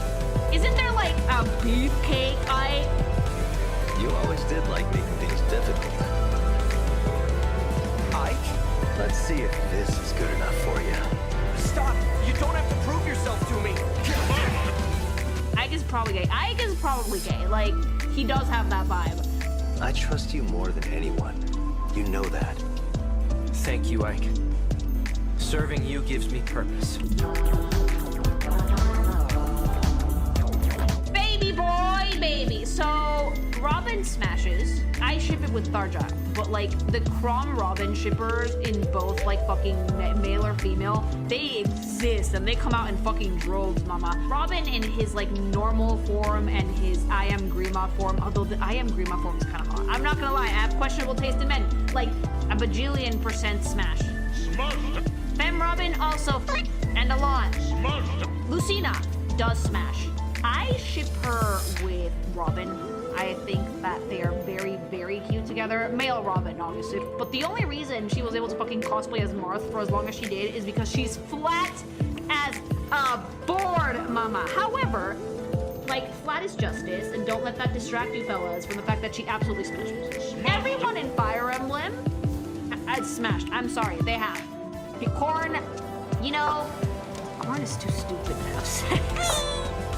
Ordinarily, I would say they smashed, but after going through Conquest, I think Corrin might be too stupid to fucking have sex. The amount of questionable decisions that this stupid dragon thing makes in-game, it's like, why are you like this? I actually have a really hard time working with Faith sometimes, whenever I feel like it, because I'm like, oh, this feels weird, because the game literally has you acting like fucking siblings. If you want to marry this person, it's like, no, you're not actually related. Then just say that from the get-go. We're a real family now. And I love my family more than anything. Ew, ew, ew, ew, ew, ew. I'm squishing this necromorph to death. I'm sorry, but like, that's gross. I would say Corrin would smash. No one in his fucking immediate circle, because he used to think that he was related to all of them. And like the one person that I actually shipped him with is actually related to him. So it's a lose-lose situation with Fire Emblem Fates. It is, I'm sorry. It's same thing. You're just as dumb. But feet. Mr. Game & Watch freaks. I don't know why, but that's the vibe I'm getting, that Mr. Game & Watch fucks. What do you mean, how inky penis? He lays pipe like a fucking god.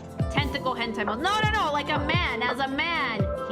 I have to transition to the second dimension to get with him, but like it would be an experience, chat. Smashes have drawn him smashing. Palutena is a very lucky gal. Next question. That's a kid. Guys, Pit's an adult. I'm gonna fucking fight all of you on this because Pit is absolutely an adult. Like, if you play the games, he looks fucking tiny because people put him next to Palutena, who's gigantic. He literally says he never learned how to read, but that's because he's stupid, not because he's a kid.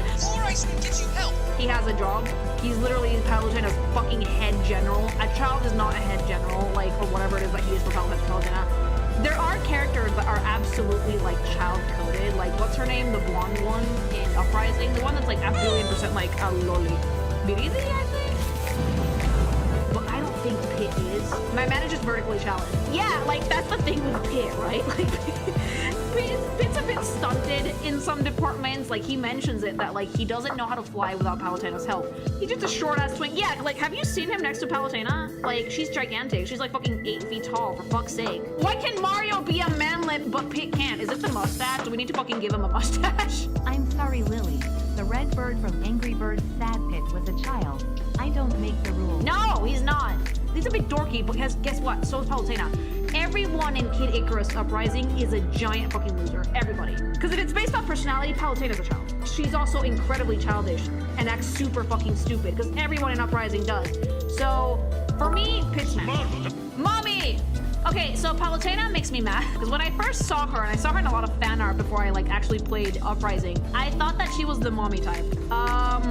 Palutena is a giant fucking loser. She is a dork, mad scientist. If I had to describe her character, it would be as wacky aunt. She does not have nurturing energy in the slightest. She just looks mommy, but she's not. Palutena is absolutely a fucking girl failure in the best way possible.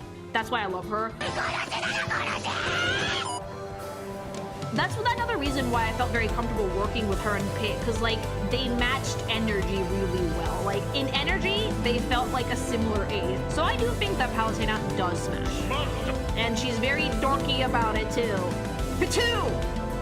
I really like Dark Pit's design, even though it's just a fucking recolor. I love the Dark Pit, okay? He's hilarious. He'll be your escort out of this life. Speak for yourself, motherfucker. I don't know if Pitu would smash, actually. might have different priorities. He's too edgy for sex. I think he would be like, no, and fly away. Oh, smash!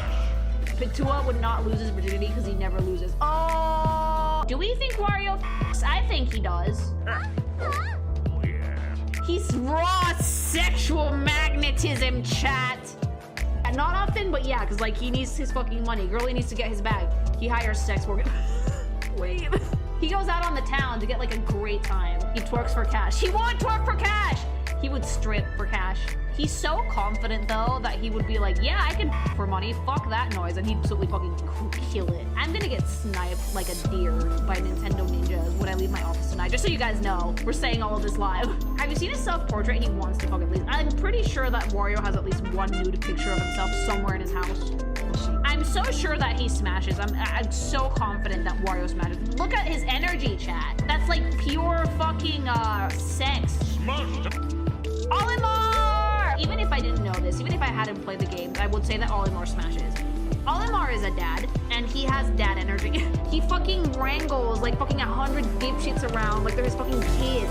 But like, no, Olimar smashes because he has such mad dad energy that you just know. This thing! What the fuck was it? This one was from Pikmin 3, right? You don't have dad energy. Alf, you look really inexperienced. I would say that Alf has not smashed yet. Probably will at some point, but not yet. Oh, smash! Turbo version. Christ, chat. Rob! I kind of stumped on this one, chat. What do you guys think? Robots can flick, but does Rob flick? He would spin your disc really, really, really, really fast. No, I don't think that he does. I don't think that he would. I think that it's not on his priority list. Oh, smash! He can spin things good, though. I think I'm gonna have to leave it at that for today, chat, because like we've hit like the time limit and I do have to work tomorrow. But man, this was a definitely very interesting stream. It's very funny to see what the chat thinks about all of these. So in case Wave has to split this into 2 videos, I will make a YouTube outro segment. Like, so if you like this video, like, comment, subscribe. What do you guys think? Do you guys think, do you guys agree with the smash choices? Do you not? Tell me why in the comments if you want to. And also, go get the plushie and have it in your house. Throw it around. Do whatever you want with it. Also, if you guys need energies to fucking play Smash yourself, go get some gamer shops. Use code Animation for 10% off. There's some delightful shit in there.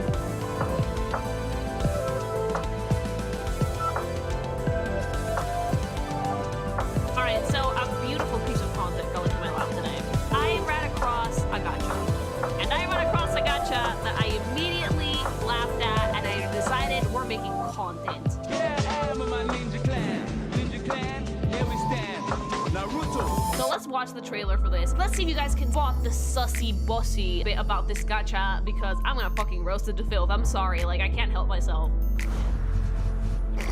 Who obey their tradition. Holy shit, AI voice. All of them from myriad worlds. This is real? Once the only goddess of beauty. This is so fucking AI generated in the fucking vocals. It's not even funny too. There's no emotion in the fucking... 1,000 worlds tremble before her anger and hatred. There is no emotion in that voice. United States of Smash, but with titty. The world is prepared. Together stop sepia. For the Void City. Okay, so if you guys haven't picked up on what's sussy about this one yet, this is literally anime gender bends gacha. Funny thing about this is that they don't at all acknowledge the fact that these are gender bent anime characters. They're literally like, no, these are my OCs, what are you talking about? I watch a decent amount of anime, but I'm still not a connoisseur, and I want to see if we can spot where the waifu is from. This one is named Aurora. What shit were you supposed to be? We got a chicken in a bathtub, she's a bit of a slob. There may as well be a toaster here. However, from the fact that she's dressed in a bathtub, she has bags under her eyes, a very apparent dessert, and really long black hair, I'm gonna guess this is Elle's gender bend from Death Note. Ah, I was right. She's not even sitting right. Oh my god, no! The tits.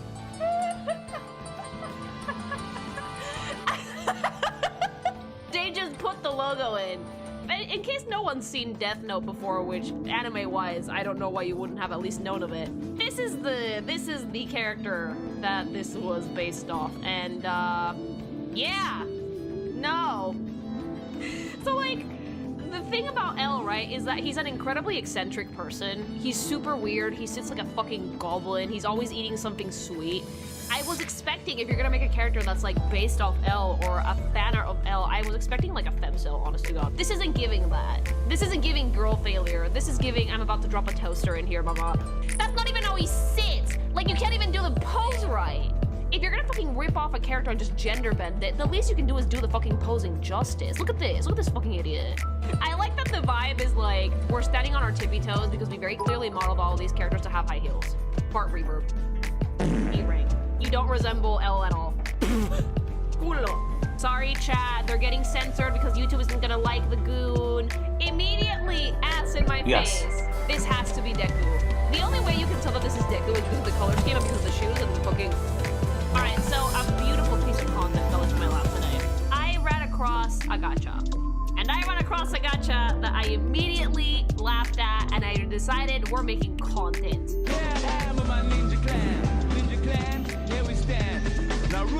So let's watch the trailer for this. Let's see if you guys can spot the sussy bossy bit about this gacha, because I'm gonna fucking roast it to filth. I'm sorry, like, I can't help myself.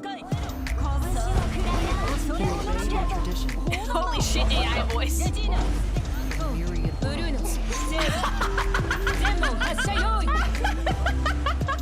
is real. This is so fucking AI generated in the fucking vocals. It's not even funny too. There's no emotion in the fucking... 1,000 worlds tremble before her anger and hatred. There is no emotion in that voice. United States of Smash, but with titty. The world with is titties. prepared. Together stop sepia. Okay, so if you guys haven't picked up on what's sussy about this one yet, this is literally anime gender bend gacha. Funny thing about this is that they don't at all acknowledge the fact that these are gender bent anime characters. They're literally like, no, these are my OCs, what are you talking about? I watch a decent amount of anime, but I'm still not a connoisseur. And I want to see if we can spot where the waifu is from. This one is named Aurora. Who is she? Who are you supposed to be? We got a chick in a bathtub. Jesus, she's a bit of a slob. There may as well be a toaster here. However, from the fact that she's dressed in a bathtub, she has bags under her eyes, a very apparent dessert, and really long black hair, I'm gonna guess this is L's gender bend from Death Note. I was right. She's not even sitting right. Oh my god, no! The tits.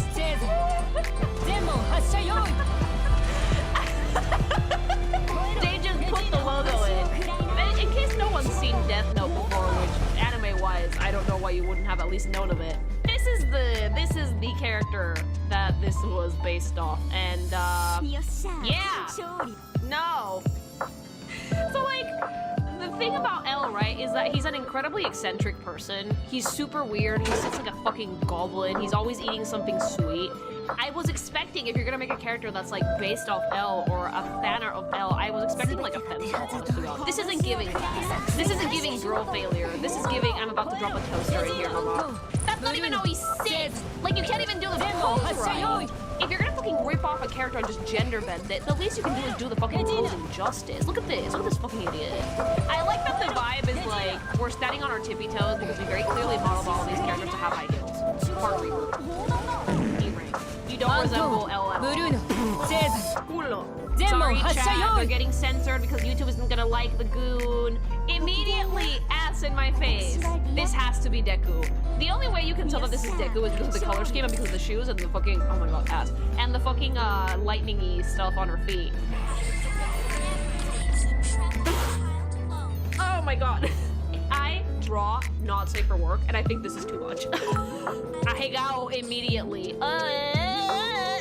Make no mistake, this is shameless, and that's why it's funny. The energy of like the hero I want to save people is there, but the concept isn't quite there. Because like nothing about this says heroic. This is giving striptease. This is giving, I am gonna do a heroic striptease, super nipple, and that's it. That's what you're getting from this. The rabbit ears, I think, is just like the very obvious reference to Mirko, which is like actually in My Hero the Bunui. But other than that, I'm not really seeing the resemblance. Like I was able to tell immediately because of the fucking shoes, but. Oh, mama, the CCP is gonna fucking come down on this story. Like, this is really, really, really over.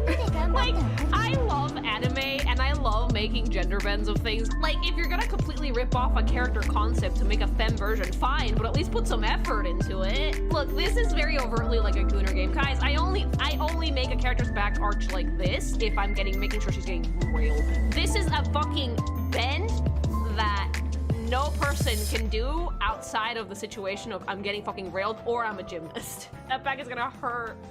All right, fart reverb. Is this supposed to be from Persona 5? Also, like, there's a stripper pole. You were great.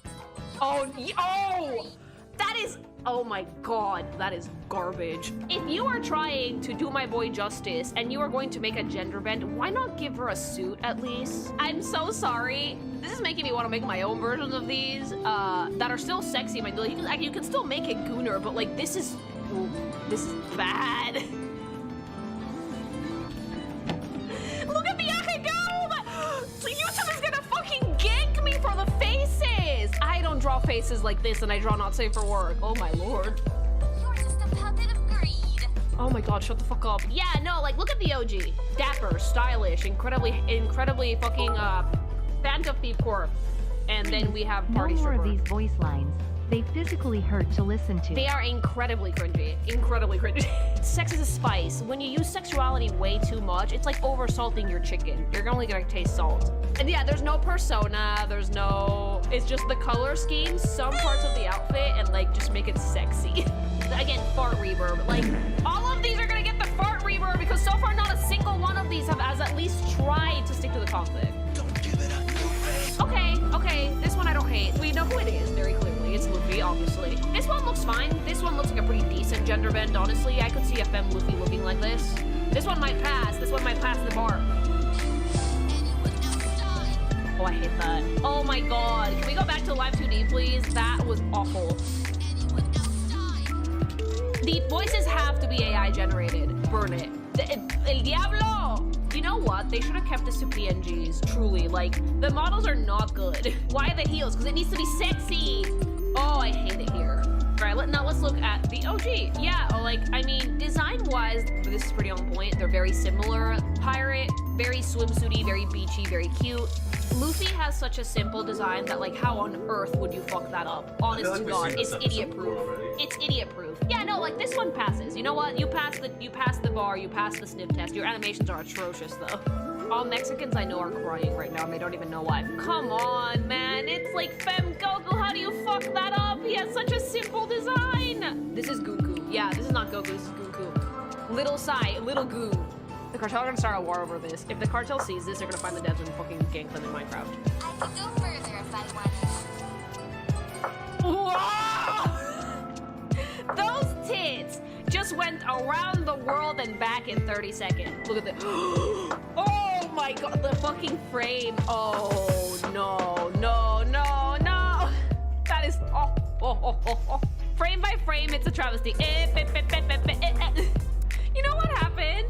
They couldn't make the hair spiky because it's pretty difficult to model probably. So they probably just simulated wind, and the titty physics are so fucking ass that it just fucking made the fucking tits flap like water balloons. Like now look at our boy. I can see what they were going for, but they fucked it up. They made it too slutty. Goku is a pretty easy to spot design. The dude is iconic. Orange jumpsuit, blue belt, blue shirt, boots, stupid spiky hair that I don't know how it works. Baby boy. This is near idiot proof, and they fucked it up somehow. Like, they completely destroyed the fucking vibe of the character, while at the same time ripping it off completely. How Fake Goku. And the boo engine is a It just. This shit is so. This is so ass. I'm sorry. I normally try to not be mean, but like this is absolute garbage. Yeah, not an ounce of muscle either. You would expect Fem Goku to be a little bit more ripped, right? Fart reverb, 2 fart reverbs. Like holy shit, 1 per tit. Fart reverb, and then another fart reverb for the other tit because this is awful.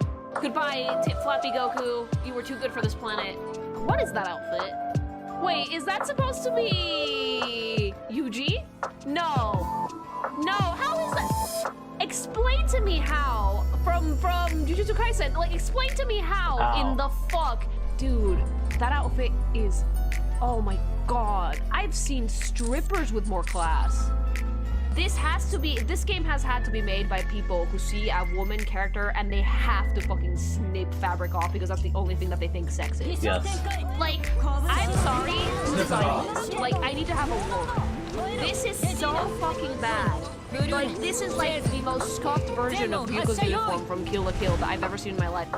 It's bad. It's not even sexy. It's stupid. And like you see Yuji and you're like, you can make a hot girl out of this. You can still give her like the cool school uniform, but like why did we have to chop off the front? The schoolgirl outfit is already kind of hot. You don't need more. Like, yeah, no, like the thing that this game is giving, the devs are virgins. I'm sorry. I try not to be mean, but like this game is giving, we don't know what makes sexy. They butchered my son. This is giving, we don't know what makes something sexy, so we're just gonna show skin. Who sees a woman dressed like this and immediately thinks anything other than like, Suffering oh god, slut, right? builds There's a way to do it. character. That's not it. Alright, what is this? Done. Alucard? Okay, so this is Hellsing. Okay, I've never seen Hellsing, so I think I will take chat's word for it. This is what it's supposed to be. Like, that dude looks amazing. What happened? There's not an ounce of class there. Like, at least give him the jacket. He literally has a female form. He does. The tit simulation is absolute garbage. Like, holy shit. If you guys are gonna have jiggle physics, could you at least make them more realistic? Fuck is the elf ears for? Oh, Alucard doesn't actually have pointy ears. No, he does not. No. They're there to make it sexy, chat. You guys don't get it. It's sexy. It's sad. Make it have a really low-cut top and a really high skirt. Did we learn nothing from Helltaker? A woman in a suit can be super sexy. As an elf lover, I disown this character. Oh, the chat is smoking. Who's Tokyo Ghoul? What? No. Where? At least make the one eye a different color. Wave, play the song. You know the one. Oh my god, look at the mask on her neck. Oh. Also feet. Yes. And I'm having a great time. The live 2Ds are often like, okay, this isn't that bad. It's just kind of like corny. But then like the fucking models come out and it's like, oh, Jesus. If this wasn't a Tokyo Ghoul ripoff, I probably wouldn't hate this design. I'm not gonna lie to you guys. Like, this one's not that bad in terms of like just how fucking goony it is. But I don't really see the character in here. Like, I have watched some Tokyo Ghoul. I know what its deal is. And yeah, what the hell? Her name is Bipolaris. Oh, yeah, she eats some meds, alright. No! The stand is grabbing the ass! Pretty sure I've seen that hentai somewhere. That stand is gonna fuck her. The concept could be there, but they need to tone down the goon like 50 fucking bars, because like, holy shit. I wanna die. Also, is the fucking Joestar star fucking a birthmark on her ass instead of on her back? Or is that just a mole? Theo would fuck himself. He would. Like, again, the vibe is there. This one could be better if they, again, just like tone the goon down a little bit. Make it like at least a full bodysuit or something. Because like Dio's already like fantabulously gay. He already looks like he would fuck himself. He looks like he would try to suck his own dick. So like, we're not too far off on the attitude, but the outfit isn't quite there. Wait, no, I just noticed the nipple rings. Stop it! And then we have Jotaro. Honestly, this one is not that bad. Stan is a one-to-one ripoff. He's a high schooler, by the way. Again, shameless fucking gender-bent character fucking ripping aside. This one's not bad at all. I actually don't hate this one at all. I can appreciate the fact that like at least they gave it like tights and it fits the delinquent vibe that Jotaro has for sure. This one might be the only S tier we get in this one. Or maybe not, because the model is bad. Oh, she's fucking it. Also, where did the melanin come from? She was white in her fucking concert. Like, is it bad lighting? Oh no, wait, never mind. I just saw the shoes. That is atrocious. I hate the fact that like it's very obviously that like this you're supposed to fuck the stand. Oh no, no, no! Like I just saw the bottom half of it. I hate it. It was almost there. Like it was almost there. Like you could have had the shoes with the tights and that stand, it would have been fine. But like you had to fucking give it the one super tall boot for no reason. She's not showing any skin on her fucking legs. This is literally like the cheapest looking Halloween costume for a like. This is like baby's first cosplay. Oh my god, I'm doing Jotaro minus the boot because like holy shit, where did that come from? Look at this. Like the giant chain, the hat that melts into the chair, the fact that it's built like a brick shit house. Amazing pants, shirt, the belts, like every part of Jotaro's character is meant to give off an aura of like badass. This has no aura. This has no aura. The aura this is giving is sad stripper, mama. Where is your condom belt? Whom's the fuck Boruto? No. I will have given this game this. So far there hasn't been anything that like remotely resembles a movie. I mean, they have the color scheme, but nothing else. No bandana, just a fucking headband. You know what? I think that this game might actually be allergic to making lolis because they need to give fat tits to everything because that's what they think is sexy. So we might be safe on that front. Why are the socks like that? Why does your top have like 3 mesh things? Why are there holes everywhere? Like, we're not even thinking about what we want to do with this character. We just said, look at this color palette, look at the character, and make the same thing but woman. And make it sexy. You have to make it sexy because if it's not sexy, we don't like it. What is that on the back? God, that looks like shit. It looks like a vinyl sticker sheet. Is this I love Boruto? that they changed the names as if we're not going to notice who they're supposed to be immediately. Immediately. Wait, is this supposed to be Alphonse? No, why would you ruin my boy like that? It's grabbing a boob. It's grabbing a boob. I hate it here. Why would you butcher my boy like this? Look at how they massacred my boy. I'm leaving. I'm leaving. This is awful. What the hell is this? Why would you ruin Alphonse like this? Look at him. Look at the fucking... They're too scared to make a sexy, like, suit of armor lady. So they just made, like, the worst thing they can think of, which was an almost naked woman with, like, bits and The bobs worst of thing. armor. Seriously? Too scared. Cowards. Dangling keys. Oh my god, my head is going to burst. I have the worst headache because this is legitimately making me sad. Like, you guys could have made such cool references from the original fucking anime and whatever, and you decided to just make... Lily, do I have permission to become his god? Yes, I'll join you in like a minute. Holy shit. She hasn't lost anything. She still has a body. Like I can guarantee you now, these devs looked up the most popular anime characters, and Alphonse came up on the list, and they thought that it was like a man in a suit of armor. Did not even bother to read the manga or watch the anime or anything, or even read up on the character and see the fact that he does not have a physical body, and just decided to make a sexy lady. Dead ass. They didn't even care. The entire concept of Alphonse's character is lost here. This is like No! No, you will not touch my boy like this. Killua is one of my favorite fucking characters in Hunter x Hunter. Why would you do this to my boy? Cat adjacent being, like cat shit being, like fucking goblin child. Ooh, let's fuck in the back of the gym. Ain't no way. No, yeah, no, come on. Like, another 13 years, like, that doesn't matter. None of these look like children, but like, come on, man. Like, Killua is such an interesting character. Why would you debase it all the way down to sexy girl in the fucking high school gym, storage room? The worst part is that if I saw this character design without knowing what it was, I would have probably liked it. Why? Like, again, at least this game is allergic to lolis because the only thing they think is sexy is big tits. So, like, at least props to that. Togashi would kill these designers. So would his wife. If you guys don't know, the Hunter x Hunter author is married to the Sailor Moon author. Couple's goals. Yeah, Hisoka would run away from this. Oh my god, the wedgie on this poor girl. I feel bad for the fucking absolute yeast infection she must be developing at the moment. No. This outfit is just like a travesty. A travesty. If you fucking massacre Gon, I'm gonna throw my computer out the window. Naruto has a canon girl form. Why would you not use that? I know it's naked, but like, it's funny. What about this as ninja? Unless she's hiding a fucking credit card between those cheeks because she stole it from a businessman that fucking put it there at the club. Like, what about this as ninja? No stealth. Cheek clap no jutsu. It's not hard to draw this. this. It's not hard to make a fucking version of this. Maybe you put the zipper down to show some tata if you want to make it sexy, or you make it like a jumpsuit with like maybe shorter pants. But like this, it's a travesty. My chakra's not flowing. Your chakra's flowing too. It has a womb tattoo. Chat. It has a womb tattoo. I am going to become as gods. If the gameplay for this is not porn, I am judging you for it. All right? If this was a hentai game, I completely forgive this and it's fine. Cause like, no, I don't. This is still trash. No. Literally, the tattoo is actually kind of weird. Naruto has a womb tattoo. Is it for his pussy? I love how my chat is like losing the shit. This is hilarious though. Like this is really funny. I'm sorry. This is genuinely so fucking funny. Another death note. Is this light? How the fuck is this light, Yagami? First of all, he's gay as shit. Second of all, he would not have such a demure and like serene pose.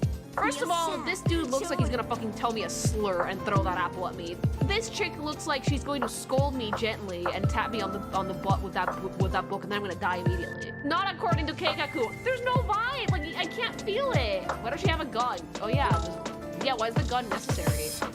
I literally bought bits because this has annoyed me to the point of spending money. I looked this up on social media and everyone seems to be dunking on it. This game angered even the groomers. Dude, no, like, if I was a man, and like, I'm gonna use husband for backup, but back me up. If you were a dude, and you were constantly fucking told, you wanna fuck this, right? This is sexy, right? Like, ooh, you can't control yourself, you animal, look at this ass. You can't control yourself, and you're gonna wanna fuck all of this, so give us money. Would you feel insulted as a man? Very, yes. Baby, would this be insulting to you? Yes, okay. Like, I'm sorry, but if I was a guy and this was shoved in my faces, I would be insulted a little bit, yeah. And then the models are so much worse. I'm bisexual, and I don't find any of this attractive. Sex sells, as they say, but no one's buying this garbage. Because, like, when people say sex sells, they're talking about sensuality and sexuality used in very specific and very efficient ways. It's a spice, chat.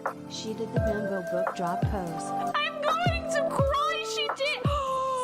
She made the comic wave, put it in. You have to understand that as someone that draws like a lot of sex for a living, I wouldn't put something like this in my work because it's just incredibly low-hanging fruit, literally, and just it's not sexy. It's too much. What the fuck is this game? Slop. I'm gonna just go right ahead and say it. The worst part is that it's getting attention. I am giving it attention, but it's at least not the good kind. Like, I'm not going to download this game. I don't know anybody who in my circle who would want to download this game. I feel no remorse whatsoever in shitting on this because thankfully chat has told me everyone is shitting on this, and I'm glad that it's not just me. Do we need the fucking full backless lingerie with the side boob? Okay, I'm gonna level with you, chats. I have this sweater. You wanna know when I've worn that sweater? To seduce my mans and nowhere else. No one would wear this in public. But yeah, fart reverb. This isn't light. It not only does it not resemble the character at all, except for like the death note that she's very blatantly holding. Like the aura of psycho isn't there. She doesn't feel like she's going to step on you and call you a slur and to stop your heart immediately. She just looks like a hot chick and that's it. Ed is also missing a leg, right? I think she still has both of them. Like, no, come on, no! Why would you massacre my boy like this? Look at him, look at that swagger, look at that confidence, look at that fucking dipshit fucking baby manlet that we know and love, and then there's like blowjob machine. Why is she sleepy? Ed's defining trait is that he's pissed off at the world. I genuinely don't get what they were going for. Like, and surely they made her tall. Yeah, isn't Ed's whole thing is that he's a manlet? Is that lust tattoo? Guys, they did not consult any of the source material. They just used pictures from Google, and AI generated ones of that, I bet. I'm gonna go on limbs here and say that they just picked a list of 100 popular anime characters and popped off. Cool. How is that staying on? It's supposed to be Ed, but it's not Ed. Is that it's Raven's dress? It kind of looks like Raven's outfit a little bit, yeah, from Gravity Rush, but like not as cool because the fucking top is missing. This cannot continue. This cannot continue. This cannot continue. I'm gonna become his gods. I swear to God. Like, holy shit, this is awful. Like, again, Nikke at least has like several really good designs. Like, there's a bunch of Nikkes that I really, genuinely, really loved. All of these have been bad. Who are you? Scientia. Is this Senku? 10 billion% tripping on it. Yes. Tripping balls. Is this my onion? No! Yes. No! No! What did you do to my science-y nerd? Also, like, first of all, really nice butt in that picture. I do have to acknowledge that. But like, what did you do to my onion? Where's Onion. the E equals MC squared? Look at him! Look at this fucking dipshit! Look at him! Look at this oniony motherfucker! Look at him! That is not my genius, okay? This girl looks like she has cum on the brain, not science. How did you get reverted from stone? A guy jizzed on my face. His cum was acidic. The cum's owner, Albert Einstein. I personally think, I'm not gonna lie, hear me out. I would date Senku. I would. Like, the dude is attractive in like a very confident way. I generally do like him. I feel like if I met a guy like Senku, I would date a dude like Senku. Like, he looks very difficult to deal.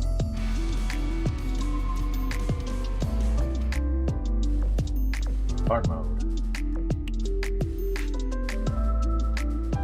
With personality-wise, but he's fun, right? There's no personality here. I really hate that a basic outfit like Senku's is not nearly sexy enough for these devs that think that the only thing that's sexy is showing skin, so they just have to fucking make an elf outfit. I at least have to give the game the... You just ruined my boy.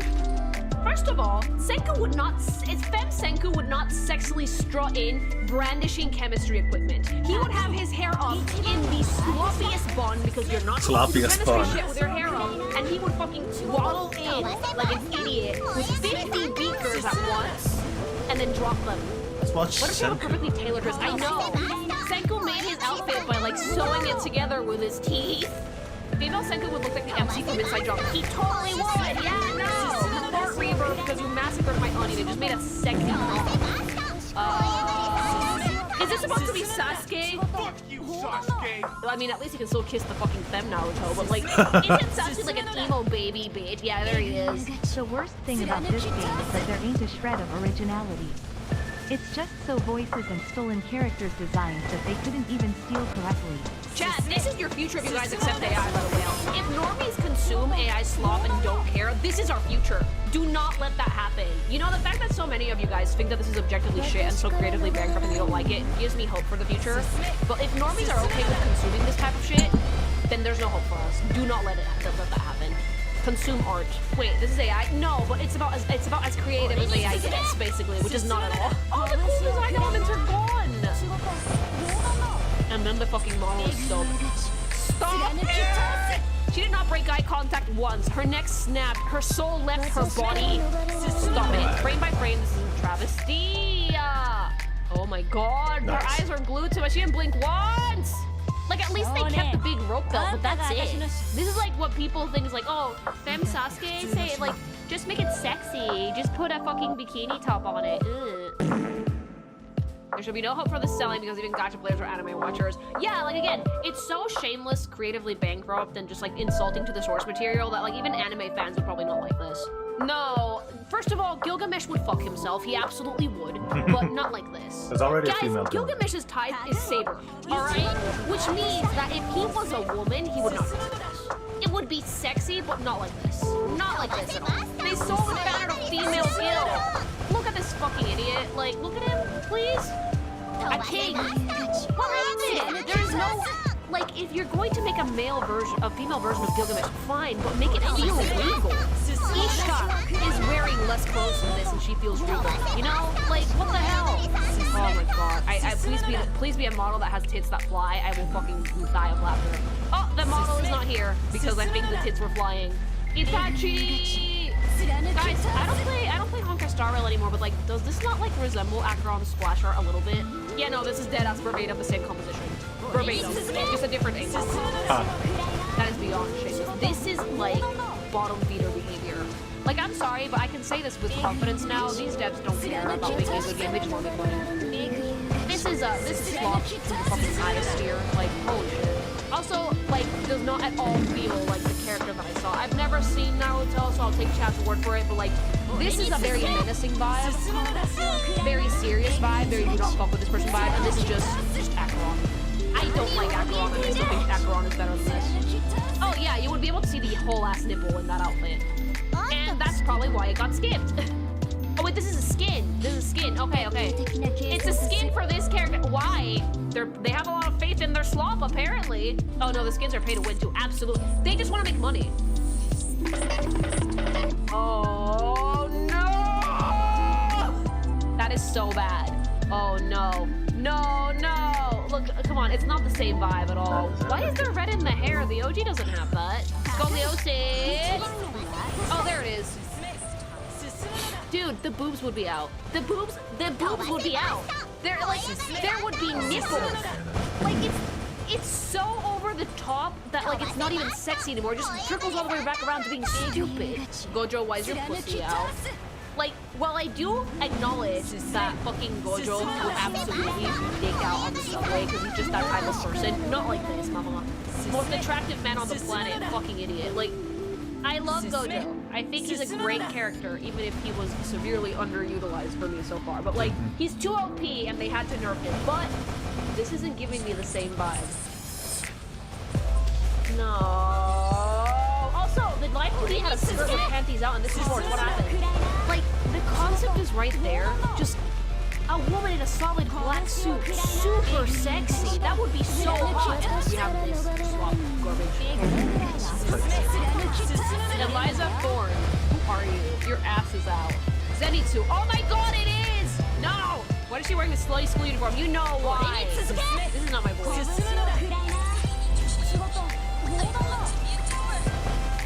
This is like they put his voice through an AI femme filter. It's kind of giving Yang from Ruby, but much lazier. Like, at least Yang had amazing pants. All of these gender bends are pretty bad. They're not good. They don't fit the characters at all. Like, you can tell who they are supposed to be gender bends. Oh, but there's no heart in here, nothing. Why braids? Because that's, like, the fucking thing they went with. I don't know, like... Just part reverb. Oh, I'm so sad. Not a single one of these has been good. This is from One Piece, but I don't know the name of the character because I need to read One Piece. No, fuck you, fuck you. Oh, wow. Oh, chat's mad. Chat's angry. What? Oh, Papa. Papa things, show me your rage. Why are you guys so mad? Is it because... Wait, let me see what the actual character looks like. Really? How'd you get already this a female. from that? Like, what? What? Oh, chat is losing it. I hate how stripperific this looks. Again, we're missing the condom belt. Where is it? I hate that this looks straight out of a bad hentai with, like, shitty anatomy. Look how much better that is. That's so much fucking better. How did they fuck it up? Like, there was already a femme version in canon. How did you fuck that up? They fucked it up. Sending me. Hold on, I want to see the reaction to Law again. Event.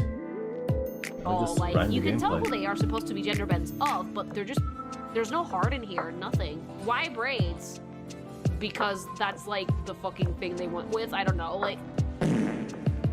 Just fart reverb. Oh, I'm so sad. Not a single one of these has been good. This is from One Piece, but I don't know the name of the character because I need to read One Piece. No, fuck you, fuck you. Oh, wow. Oh, chat's mad. Chat's angry. Oh, Papa. Papa things, show me your rage. Why are you guys so mad? Is it because... Let me see what the actual character looks like. Really?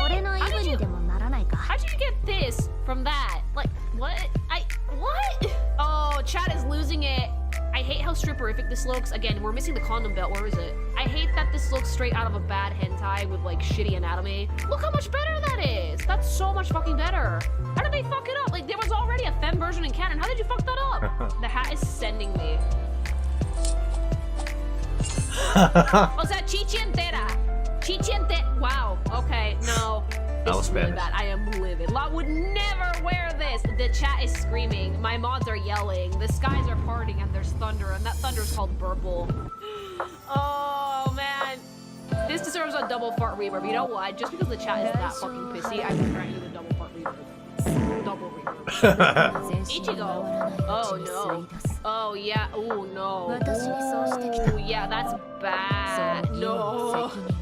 Like, everything that could have made this dude resemble the fucking OG is gone. Like, they literally just undressed her. Why didn't they keep the actual sword? Because it's too hard to draw, because they have to make slop. Oh, man, that is bad. They used his other sword. Oh, he has an actual samurai sword? That's good. I'm not gonna go and say that the artwork is AI made, because I have no way to tell, but, like, I can very at least tell you they did use a decent amount of AI for this. At least for the voices. No, like, you think they're bad in the live 2D, and then the model comes out and it's just even worse. Okay, I don't know if you guys have ever wrapped a bandage around your titty. Like, I've done it for, like, cosplay purposes. They don't move. If anything, you would only really get like a tit jiggle at the top of the boob, and that's it. Nothing else. I'm Nice. dead inside. So am I. This is so disrespectful to your craft. This is disrespectful to the original characters that they ripped off more than my craft. They destroyed my boy. No. Not my son. Why? Like, there's already female demon slayer uniforms, and they're pretty fucking cute. Like, what's happening here? This is the war crime. This is spooky, and this is scary, and this is the war crime. Stop the earth. I want to get off. And the little demon in the background. Little like, demon in the background. None of this BS. I mean, this is a skill thing too. If you have a backpack. That's weird. Oh, there's even a Nezuko. Yeah, no, this is fucking shameless. No, come the fuck on. This has clearly become torture for all of us. Can we do anything else? No, we're sticking it through. We're doing it content-wise. This is Tanjiro. B. I mean, you tried? Lily, curiosity got the better of me and I went ahead and looked at more of this game's designs.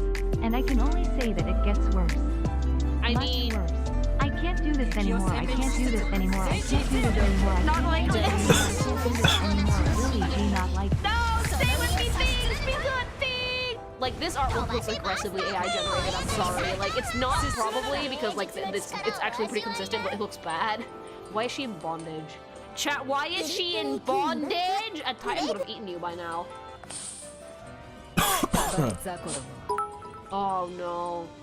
Okay, we're causing existential damage. They were like, oh, the outfit isn't sexy enough.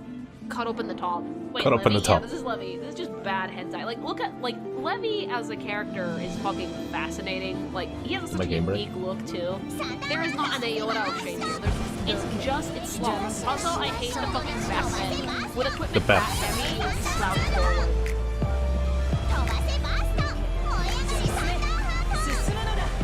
Nice. Denji! Peace! Peace! Chainsaw Woman! Wait, Pochita's still there. They didn't even bother to change the mascot. They really don't give a shit. They don't. They just want to make money. The real test is, will Denji like this? No. Denji's a gooner, but he has taste. Denji definitely looks like a fuckboy, but like, there's no fuckboy energy in the girl version though. It just looks like she's gonna suck your dick and probably give it a kiss. Lily, I will be sending you my therapy bill in the mail. Good, enjoy it! I'm gonna fucking cry!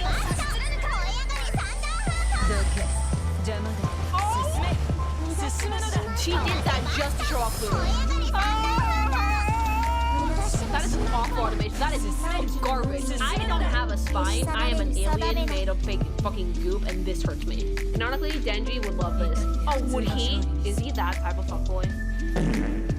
Denji's a horny virgin. So are the devs, apparently. By no means, guys, there's nothing wrong with being a virgin, but like, if you're gonna be making shit that's sexy, do some research. I decided to give the stream a second chance, and this what I come back to. I'm so sorry. I'm so sorry. Thanks so much for the super chat, but I'm so sorry. Is this supposed to be Zoro? ¿De dónde? Thanks so much for the super chat. Please don't. Like, if you want to make something sexy and you've never had sex before, watch some... They ruined it. Watch some amateur porn, ask some questions, go into some forums, do some research, look at sexy character design, try to figure out what makes it tick. Don't just scroll through and call it a day. These are getting lower after 5 seconds. They made these in 30 minutes. Like fucking a glue gun, some AI and 30 seconds. Stop it. No. The tits, come on! You can make sports better designs, Lily. Anybody that has watched the original source material and can sit down with a pen and notebook and think for 10 minutes can make better designs. Zero is infamous for having no sense of direction, just like these character designs. Oh, well. Jinara, what the fuck is this supposed to be? Gintama.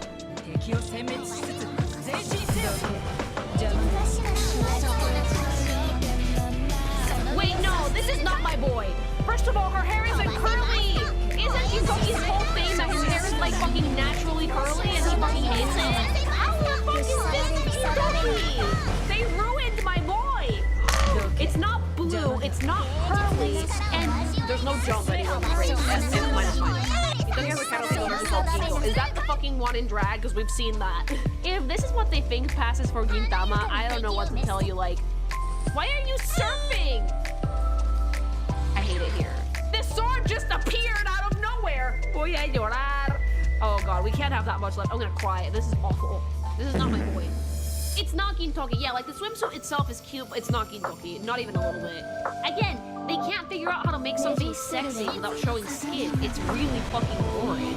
I'm bored. I'm not aroused. I'm bored. Is this supposed to be Archer?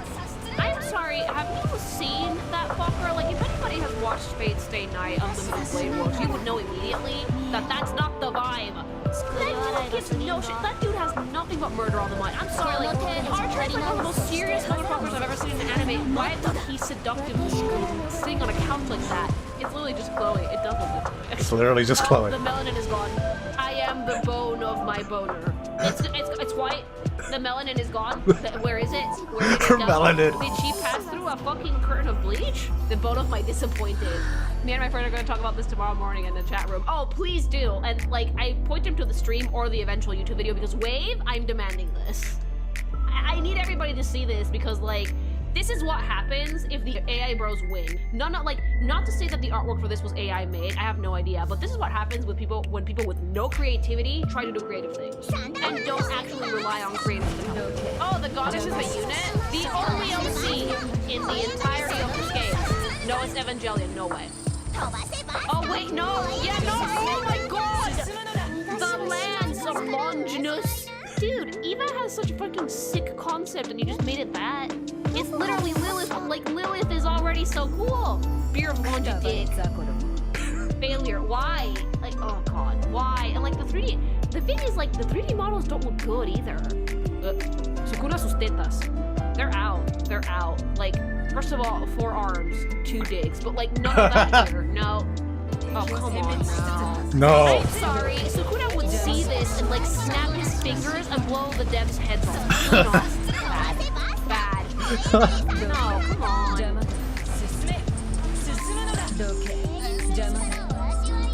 I hate it. I hate it. I hate it. I hate it. I hate it. I hate it so much. I hate it so much. She has no shirt on, chat. Ma'am, there are children at this beach. This is so boring. Yeah, it's not. It's boring. And the fucking broken back. I would lose my will to leave. Oh man. Why does it have a sexy swimsuit? Oh, that's unfortunate simulation. She's not my special. She's not my either. You know what? I'm done. I'm ascending. I am leaving this planet. Please, dear God, if the media of this planet is going to become this fucking stale and rancid, I am going to starve to death. All right? Enigma of Sepia. That is not it, Mama. You get fart reverb. Look at this. They're announcing more. Oh, Kirito. Oh, is this from Sword Art Online? It looks bad. Oh. I'm leaving. Stop the earth. I wanna get off. Shinji, this is like the most shit porn parody Eva costume I've ever seen. Spoiler for a fucking show / manga that's like 20 years old. That is his mother. Who's the fuck? This is Reagan. From Mob? No. No, I don't think this is Reagan. Onizuka, maybe. Yeah, I think this is from Great Teacher Onizuka. Yeah, no, this is way too angry for Reagan. Natsu! Bad Natsu! I need you guys to YouTube comments when this video comes out eventually to like, please understand the level of fucking suffering I'm making chat if anyone watched this all the way through. Because like, our eyes are bleeding and our heads are pounding. And we did this for you guys. We did this for you guys. This is fucking... I hate it! Wait, is this supposed to be Roy from Full Metal? No! Why? Why would you do my boy dirty like this? Why are they all happy? Because it's sexy. Demure waifu with a like hee flirty smirk. That's sexy. I'm going to fucking become a god. Oh, Yurina, this was a... Wait, they censored it! I mean, at least they censored it because the OG outfit was so bad. Enigma of Sepia, you are not proceeding towards the road to becoming America's Next Top Model. Please, sashay. Oh, like, I hate this so much. If you like this video, God help you, hopefully you do. Like, comment, subscribe, tell me what you think. Would you play this? I would be very, very not inclined to do so, because this is like the pinnacle of sloth. If you're a fan of anime, which one of these made your eyes bleed the hardest? Just let me know, alright? And if you like this content, stop by the streams, say hi, or join the channel if you want. You can get lots of cute emotes and be annoying with them. You can clown on me with that. And yeah, that's about it for this YouTube video. I need a drink or 7, and I will see you guys soon.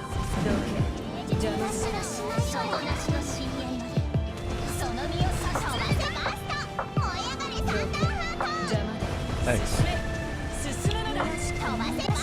Cool. Let's see what else. What else is online?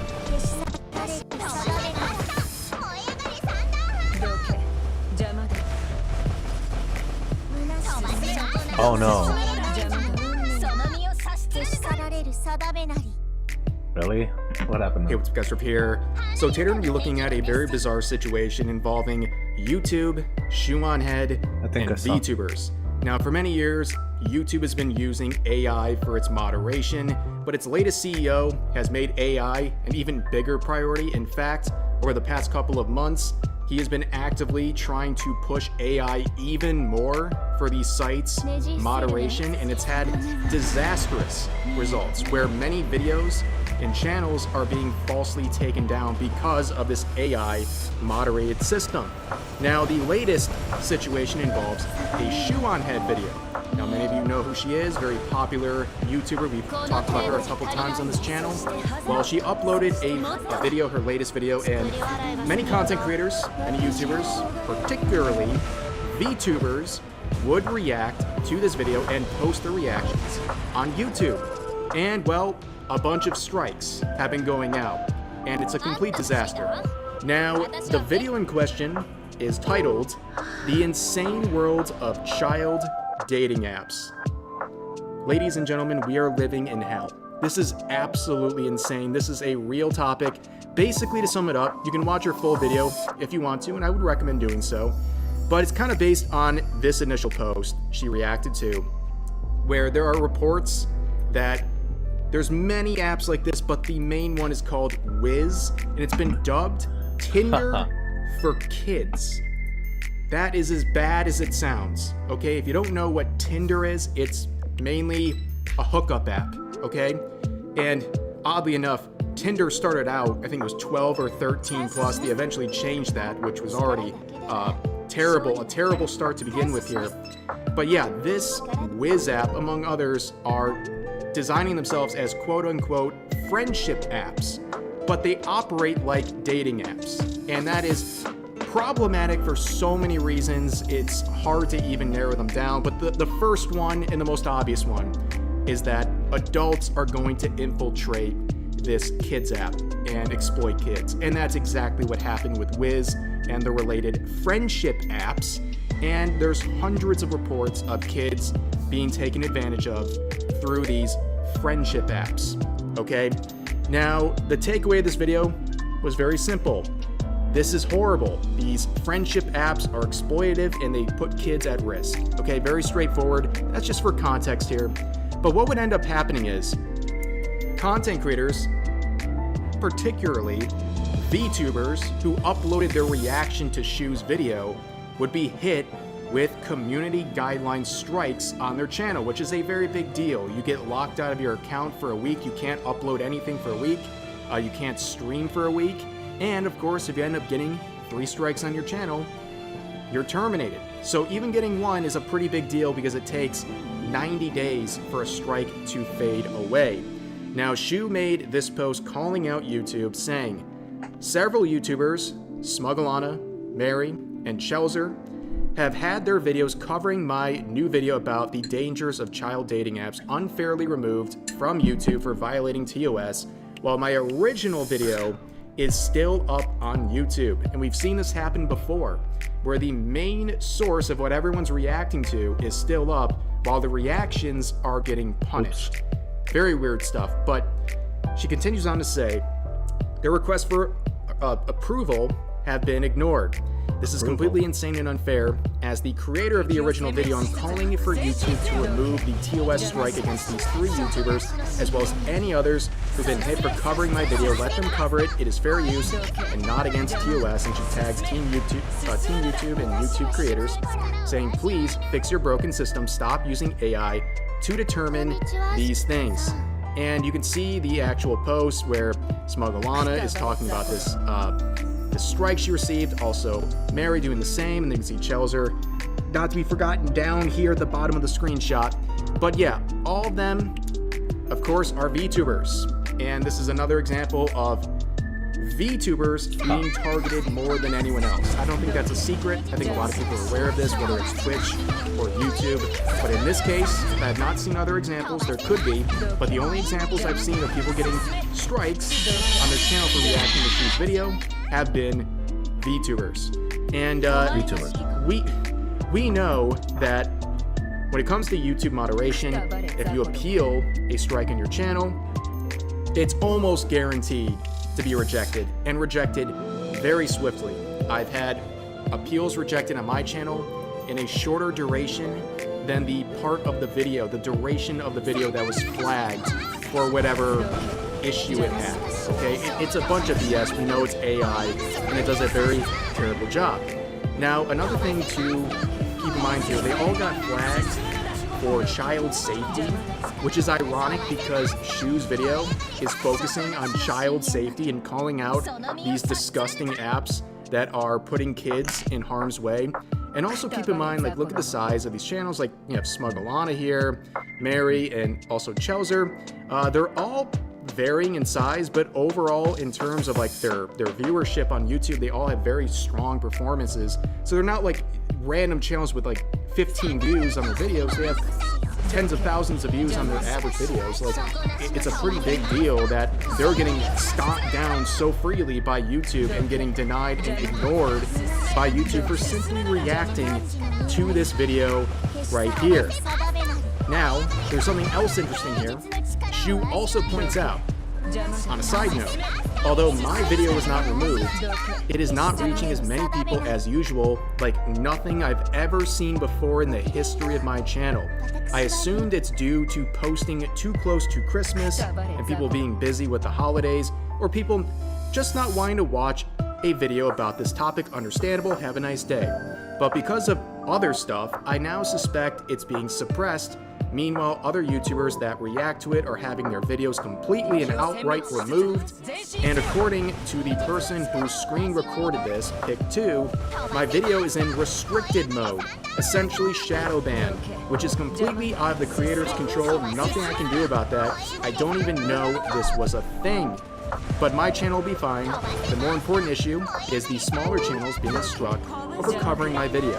It's just crazy how we can't cover basically the news, yet this stuff can be covered on mainstream TV. Very good point there, but what she's talking about with the performance, you can see.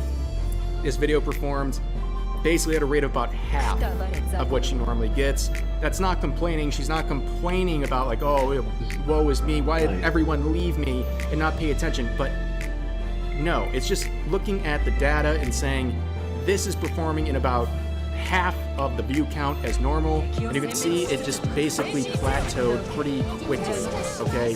There's no growth there. And this is the interesting part she mentioned about the video being restricted. I talked about this a couple months ago. It's a very weird thing, but there is a setting right there in your YouTube settings where you can activate restricted mode. And when you do this on Shu's channel, not just the latest one, but many videos disappear. And if you do that on my channel, same thing. Like half of my videos are gone. And this is probably the case with anyone who does content edgier than like filming paint dry, okay? It's a very weird system, and this is not an age restriction. This is not demonetization. This is not a community guideline thing. It's a totally different mode that you can appeal, and they don't give you a reason for it. It's very bizarre to see what kinds of videos are flagged by this, and also it seems to correlate with a lesser performance, and yeah, very weird stuff. But on top of that, you have shadow bans, videos getting demonetized or age restricted. There's so many things that can factor into your video basically getting screwed over by YouTube. We even talked about a situation this summer where for about a month, around August, my channel and basically anyone who's somewhat related or covers related topics, our viewership went down by 50% for no reason, and yet our revenue was all the same. It was just like a weird way of like trying to artificially make your numbers on your channel look worse for about a month. At that point, I just kind of like theorized that maybe YouTube, instead of trying to just ban people and cause controversy, like to get rid of the unwanteds, the the problematic channels. They just wanted to instead lower their numbers and make them feel bad, so maybe they just off themselves instead. I don't know. That's just a theory, a game theory. But eventually, Team YouTube would reply to Shu's original call out and say the creator's videos you shared above were reinstated with age restrictions. Womp womp. You'll also see that your video was age restricted. Oh, well, that's great. Great going, guys. Cool. While this content may not be appropriate for all audiences, we recognize the educational / documentary context. So we want to make sure it can stay on the platform while still protecting the broader community. More on how we handle this type of stuff, yada yada yada. So if you didn't really catch that, they added in that they basically reinstated all these channels, their videos. Like Smugglana, she reports here that they're back. But of course it's like, thanks? Still weird that this ever happened in the first place. Supposedly a human reviewed this after the AI took it down and held up the AI's decision. Even after the appeal, it took a second human to look at it and decide it's okay. That's like the biggest farce ever too. When they give you the appeal rejection, they say this was through human review. They promise you this is through human review. It obviously is not. I got my event. But also we get a response from Chelser saying,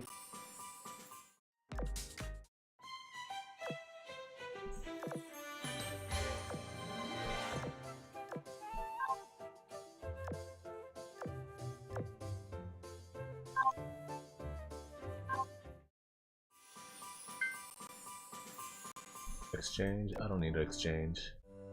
Not yet. Okay. I guess I did my dailies, now we can go play Nikke.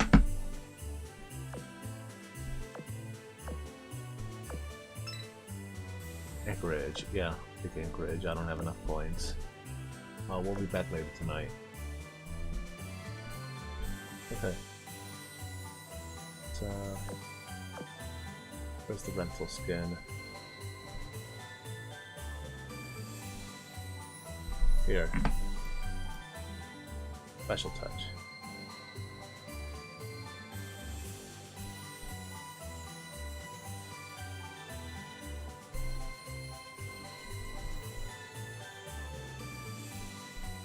One, 2, 3.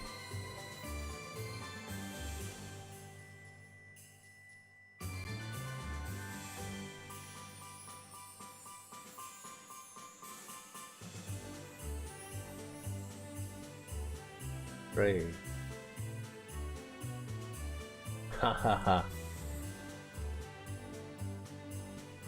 That's the hand.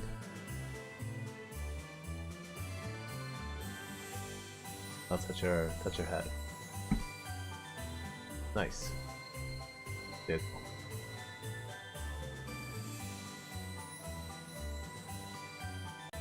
my warning. Cool. Wait for the game to end.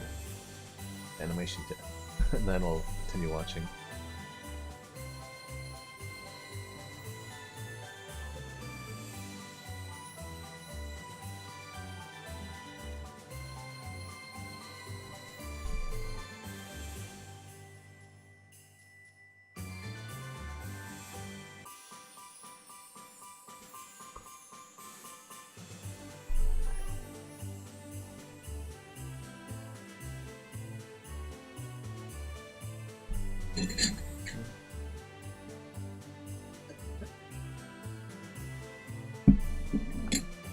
Jiggle, jiggle, jiggle, jiggle, jiggle, jiggle, jiggle.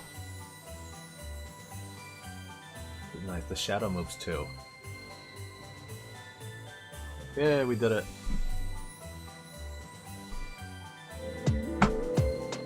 Is gone. So I'm good to let the Shoe on Head video return. I set it at 10 a.m. and it's got an 18 plus audience only, but that is a huge improvement. Yeah, that's another thing YouTube did do that was well. They made it so the first time you get a violation on your channel, you get a warning, and then anything after that, then it becomes strike 1, 2, and 3. But of course, things can happen very quickly. But anyways, I'm not sure if Mari has replied yet, or Mary has replied yet, but we'll have to see about that. But I'm sure they're happy. Anyways, she would react to Team YouTube's response, basically saying, "Oh, thanks. It is now age restricted." They're like, "Yeah, we reinstated their videos, but we age restricted yours." Interesting response there. But of course, there's a pretty big takeaway from this situation. I'm sure it's obvious. It is very, very sad that even in 2025, the only way content creators can even get a chance to get glaring issues with their channel fixed is to get massive uproar. Even with this, I mean, it took some time to get the ball rolling with YouTube. It took someone like Shu, who has a very big influence on the related platforms, to do a call out. Because even with, I know that the 3 VTubers in question, they're considered smaller channels, but they're not like a channel with like 200 subscribers. You know, they still have pretty great influence as far as I'm concerned. So it's pretty sad that's what it took, right? And then we have another situation I'd like to talk about, kind of related. We're gonna talk about Kitsu here, okay? I'm sure a lot of you have heard of her. And recently she had her AdSense account completely disabled. This happened on December 12th. Now, I find the timing suspicious because at that time, or around that time, she was getting like mass attacked by a bunch of like people who hate VTubers, but you know, that's just a theory at this point. But not, you know, either way, she has lost her AdSense. And what that means is, by the way, you're losing your ability to get paid by YouTube. Okay, it's basically a full channel demonetization. You can't make any more money, and you're completely lost. And I cannot, for a second, even begin to understand why this would happen to someone like Kitsu. Again, another VTuber, in case you're confused. It's another VTuber. And I also did the restricted mode on her channel, and it's like 90% of her videos. I find that to be an interesting correlation, but she would make another post basically saying, at Team YouTube and YouTube, I'm happy to see creators get their videos reinstated, but I happen to think that this was done because Shuonhead called you out, a really big creator. But when me, a mid-sized creator, almost 90,000 subs, is facing a problem, I'm told the following by your employees. There's an ongoing delay in reviewing appeals for some creators, primarily due to limited manpower and a backlog in the review process, end quote. Some creators, limited manpower, backlog. My AdSense has been falsely disabled on the 12th of December. It's now been over 2 weeks. I've been told it's the holidays and they can't do anything, but I see them responding to Shu's post in solving the issue, and I can't help but to feel disappointed and that my channel isn't big enough to get the right people involved. And this is the response from YouTube, or, you know, what I'm sure is a very real person over there. But yeah, I'll put a link to this as well if you want to help out and get more attention to this. But the takeaway from today's video is that YouTube has a lot to work on when it comes to their moderation, and unfortunately they have shifted even harder into AI usage for that. And very bold claim, I expect it's only going to get worse before it gets better. And unfortunately, it takes so much attention just to get a simple response to a very blatant issue on their platform. This is why a lot of people get very frustrated when it comes to YouTube, because yeah, it shouldn't take all of that to get an answer, while there's some other glaring issues that completely get ignored on a daily basis. It just doesn't get any better. But you know what? There's a lot of great things about YouTube, but yeah, moderation, a lot of problems there. But anyways, that's going to do it for today's video. As always, feel free to share your thoughts about today's topics in the comment section down below. Hope you guys enjoyed the video, and I'll see you next time. Yay. We don't need to watch the agent review. I'll play Nikke. Goddess of Victory, Nikke.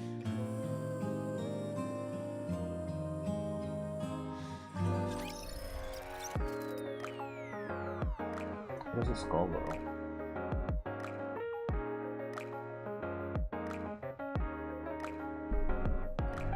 Use live string. Not so many reminders for today. Okay, here's the dailies. Let me just... Oh, I typed it in wrong. Okay. Ooh, level 140, okay.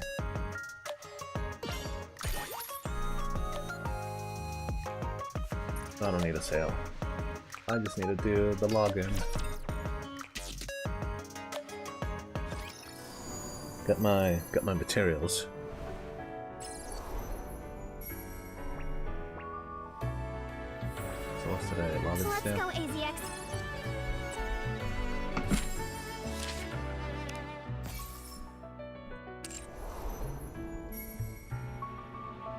Let's go, AZX.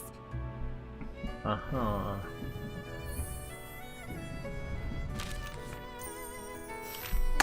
Do 4 of these.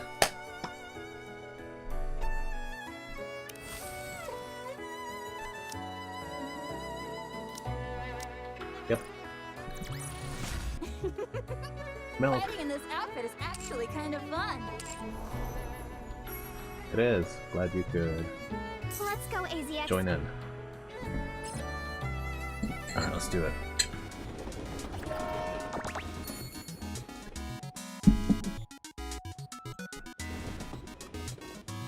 Target score 10,000. What's that? Fine. Ready, go! Oh,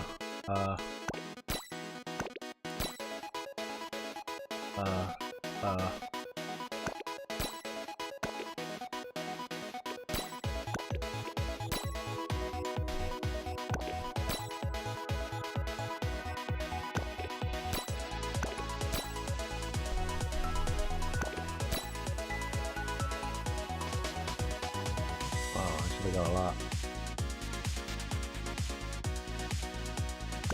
Not bad.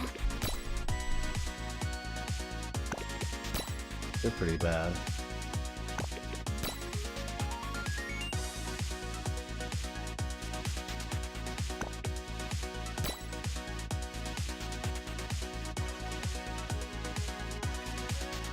Nine 1 and 8-2. I do 9-1 and 8-2 first.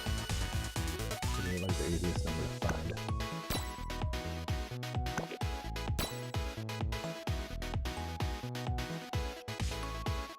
Then go up to the 5s and 6s. I feel it in my toes! More! Keep going!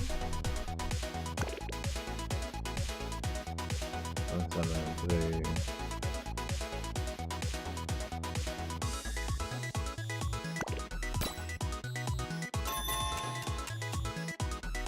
I'm starving to death.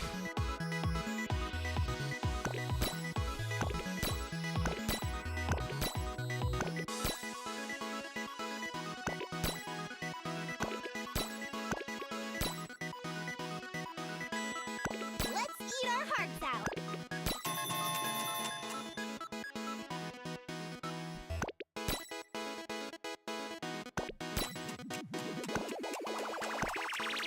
Damn it! Nothing can stand in my So way. close.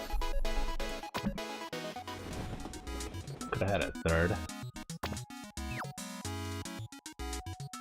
Union rank. My union, I'm third. Only 5 people played this.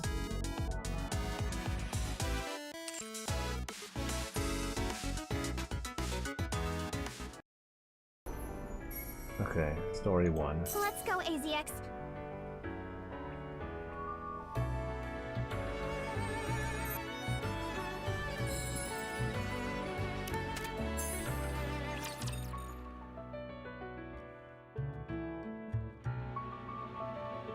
Oh, I already accidentally chose it. Ever been punched by a bunny girl? What does that mean?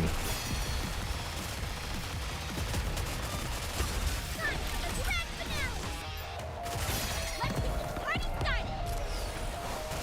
Focus fire!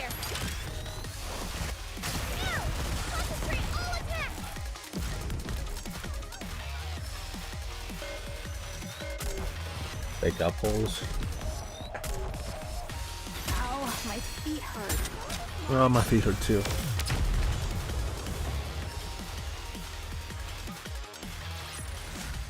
Oh, that was easy. Super easy, right?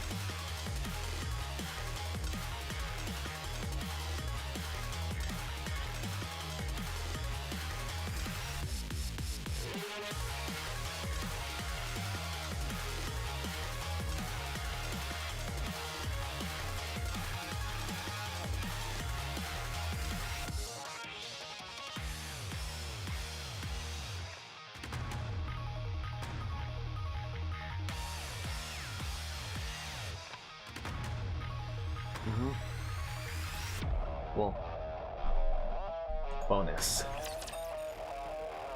I'll just redo the challenge and then I guess we're done with the dailies.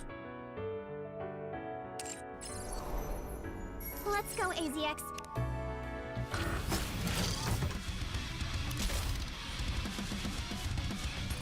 Actually,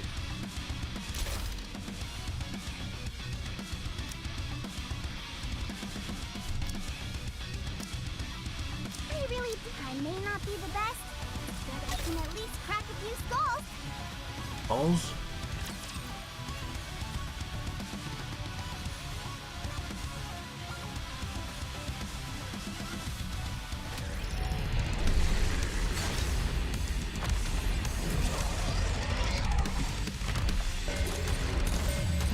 Cover.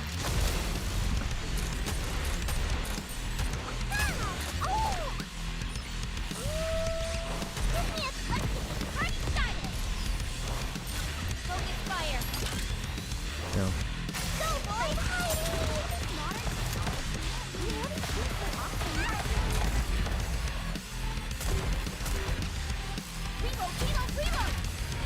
Wait, girls. What happened?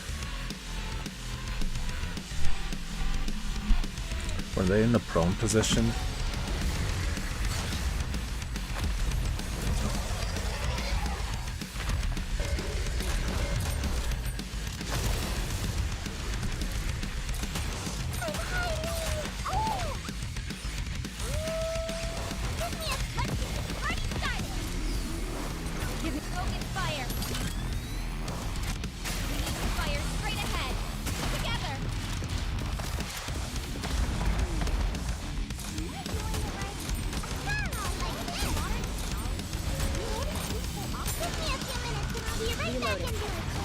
Have to do some quick maintenance.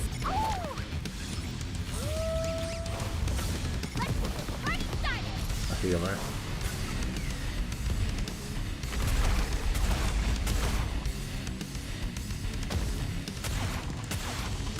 Jiggle, jiggle, jiggle.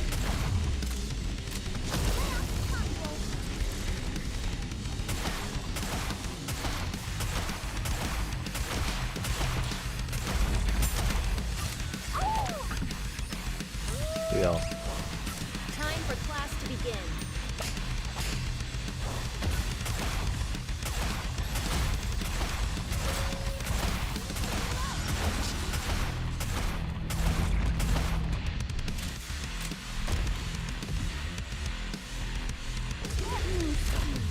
Am I doing it right?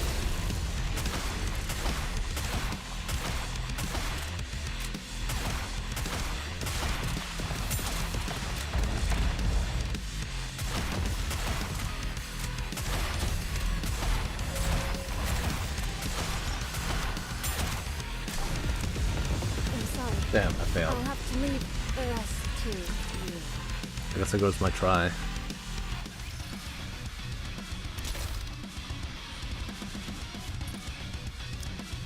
Yeah, kinda figured. Let's start hunting some ghosts. Someone call for a maid.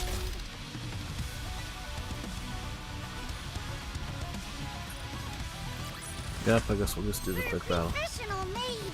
This is a piece of pudding. Piece of pudding.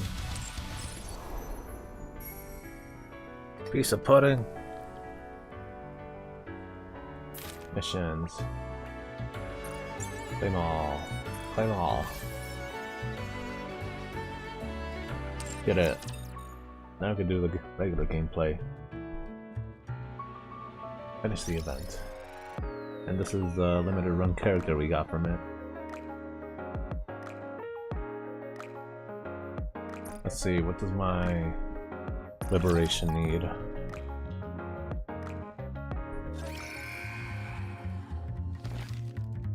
Interception, gift 2, consume items, common shop 3 times. Common shop? Everything you need. Come again if you need anything. Hope you put it to good use. 4 million. Thank you. Love the music. Yeah, we can watch anime now. Campfire, no, The Gatherer.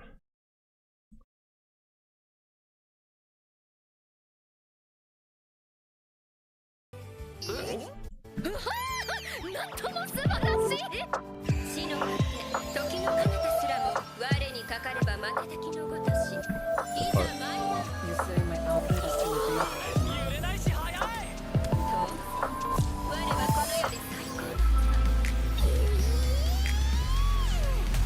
Yes.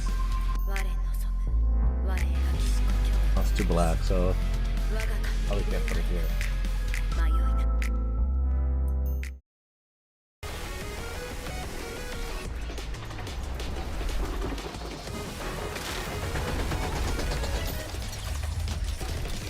Gonna have to end the stream and make a new stream.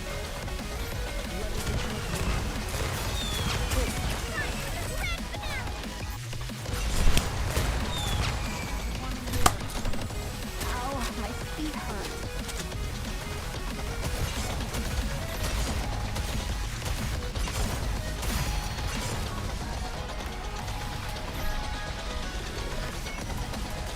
No, funny though. Actually, I wanna like.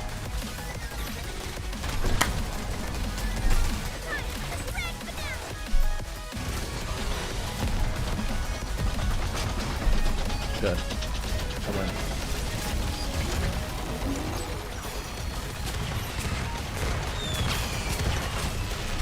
Let's do some lots of anime like this.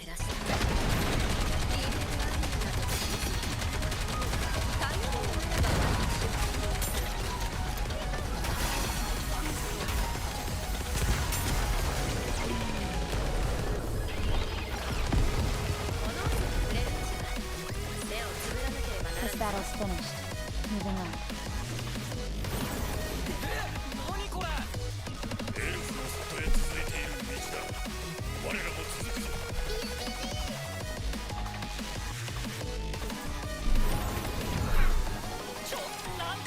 It is super scary. あのエルフを気にかけてやりなさい。明るさに惑わされてはなりません。どれだけ輝く光にも必ず闇がある。 Kami-sama.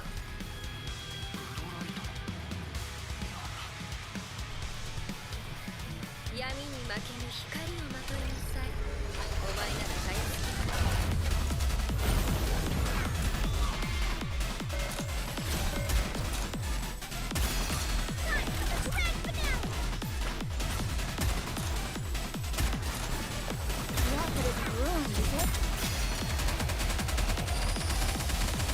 Yes. Cover.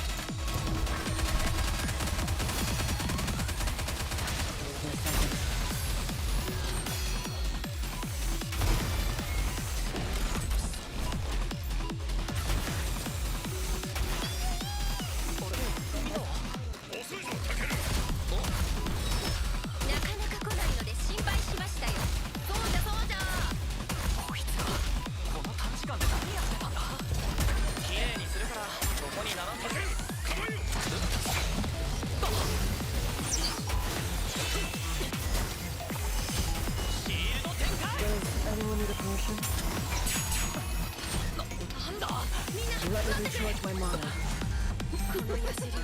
Fighting in this outfit is actually kind of fun. 里の聖域を犯す気配を感じたと思うたらば貴様か The traitor. どれだけ輝く光にも必ず闇があるものです。ブロライト。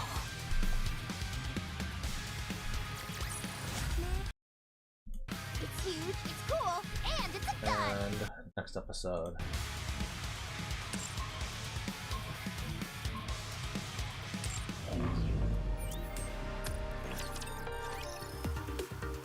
I can do all these. Only them too low level. I expect your operations to be well I'm too planned. low level for that. Let's see just how good these junk heaps are. Let's see what they can do.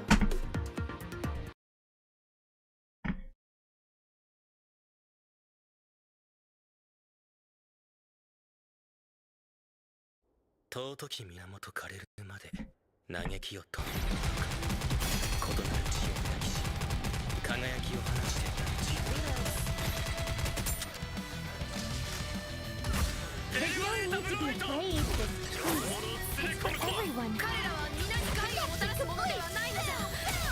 激辛の行方を。黙れ。佐藤の掟をなんとか。Look at my eyes. そのようなまがまがしき者どもを里に引き入れおって。この私に言ったのですか。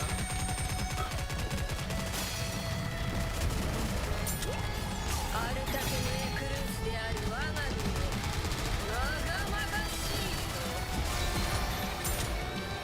アルタケのエクルース神だとそんなまさか。我が名はコールバイブン。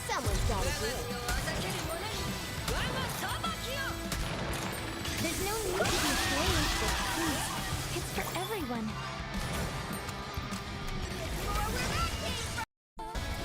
More. Wasting my time. Let's get this over with.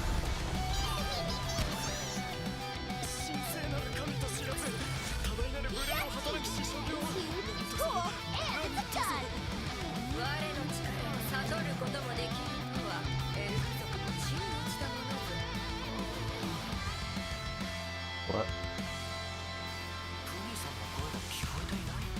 確か馬の時の声は魔力が低いと聞こえないんだっけ。無礼は承知の上で我が一族の里に赴きし理由を伺いたい。 How far can you それは push me? 俺から説明させてください。タケルと言います。ルセウバ係をベルカイブにあるギルドエウルファル Seems I've got a knack for this. 一応ランクは There's no need to be afraid. ブロライトは俺 Please. たち It's for チーム everyone. 総国の団の大切な仲間です。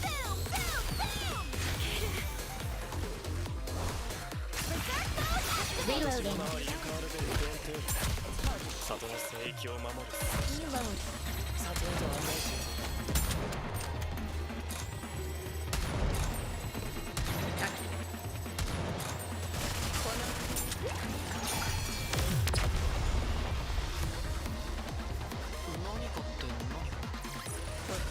We won. What a blessing.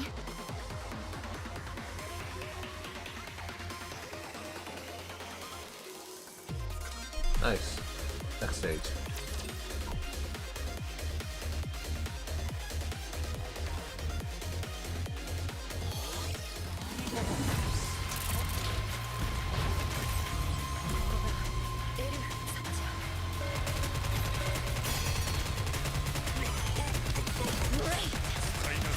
There's no need to be afraid of this peace. It's for everyone. Connecting complete. 最初に参る前にあの泉で身を清めていただきたい。 Wasting my time. Let's get this over with. It's a tough job, but someone's gotta do it.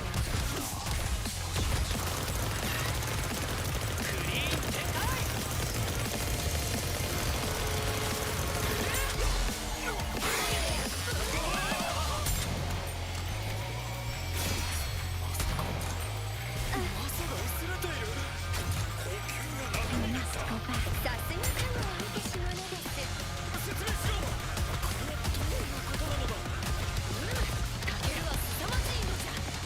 There's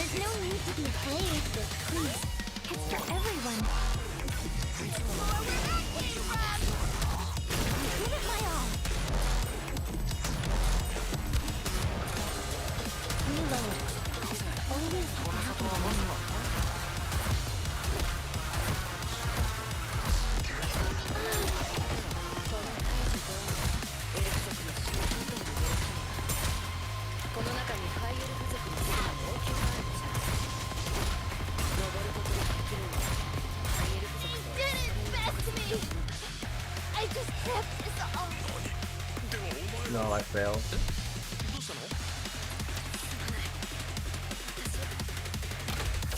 ハイエルル族なのじゃ。里の掟は重々理解しておる。しかしそれ以上に譲れぬものがあったのじゃ。今まで黙っていてすまなかった。何か問題あるわけ？属性に赴いてはならぬ掟があるのじゃ。 Hard to sing more on stage, but on the back. 血脈や掟を何よりも重んじておるから。里を出ると誰かが死ぬような。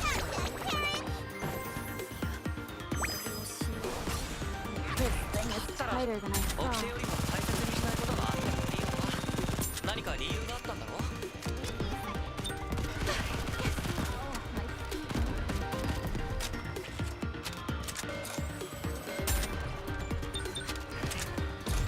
そりゃ掟を忠実に守れるやつの方が正しいんだろうけど、正しいだけじゃ生きづらい場合もある。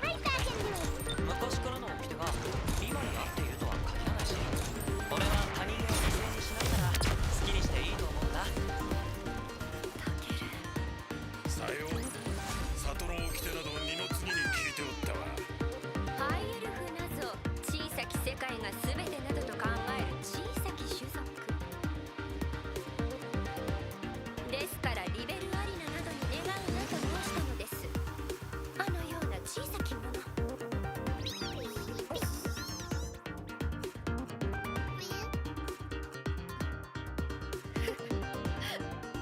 なありがとうなのじゃ。禁じられていることをしてきたと告白するのは勇気がいるよな。すまなかった。さあ、お気を待って。里の掟など二の次に聞いておったわ。on the ハイ back. エルフなぞ小さき世界が全てなどと考える小さき種族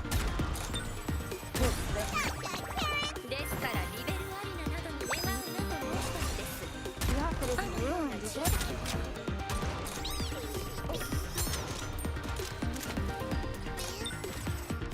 Give me a few minutes and I'll be right back in here. Just a sec. ありがとうなのじゃ。禁じられていることをしてきたと告白するのは勇気がいるな。すまなかった。さあ、今日ではあと少しじゃ。ブロライトがウニさんに口止めしていたのってこのことなんですか？さよう。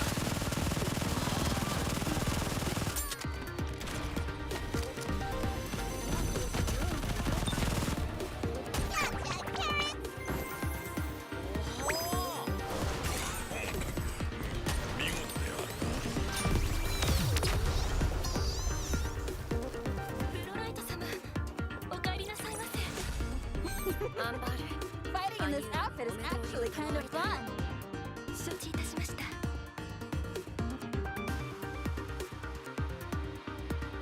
Are you play the game? エルフ族の秘伝のお茶か。これは玉露。 Are you ready? I'm お待たせいたしました。兄上様、兄？弟じゃん。お久しゅうございますね。 The outfit isn't ruined, is it? お前のバカ力で絞め殺されては構わぬからな。ベロライト、お前の大切な仲間を紹介してくれぬか？失礼いたした。みんな少しよいか。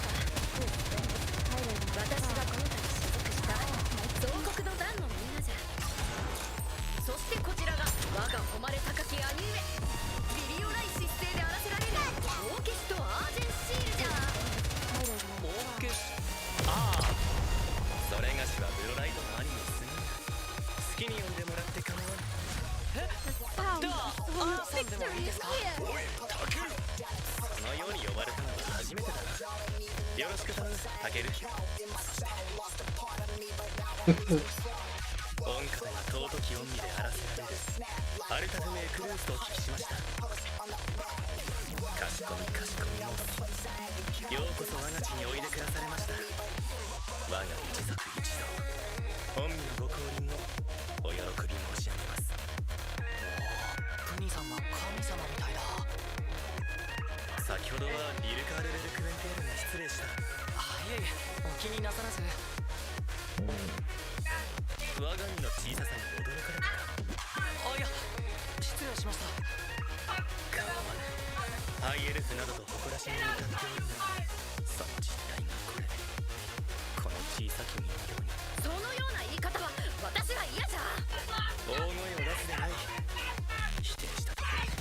我が一族が忌むべき血脈であることに変わりない。忌むべき血脈だとしてもじゃ、私は呪いから里を救いたい。主が失われるのと絶対に嫌なのじゃ。客人の前で取り乱してない。すまなかった。我が家庭が見苦しいので。あ、いやいや、弟さんもいろいろ。え？弟！私は女であり、少しだけ男でもあるのじゃ。みんな平然としてるけど。ハイエルフ族としては珍しいかもしれんが、リザードマンの幼子にも妖精は多い。そうなんだ。忌むべき血脈、それがしで思うことはできたんだ。Show me what you got. いらぬ子を背負わせてしまった。さっきから Tower number 5. Can I get more? ハイエルフの件だな。大したもてなしはできぬが、よろしければごゆるりと過ごされよ。すみません、いろいろと。ところで、この里の異常なまでの魔素の濃さは一体。タケルは魔素の濃さがわかるのか。実は半年ほど前から濃くなり続けているんだ。半年前。どうかされたか。ああ、いや、ちょっと試してみたいことがあるのですが、よろしいですか。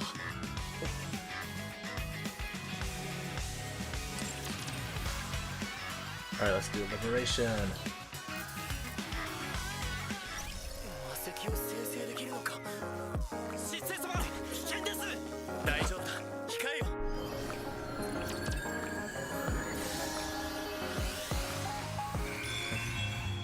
なんと綺麗なのじゃ。アーさん、この魔石に触れてスタートと唱えてください。触れてはなりませぬ。Oh, that sounds pretty good. スタート。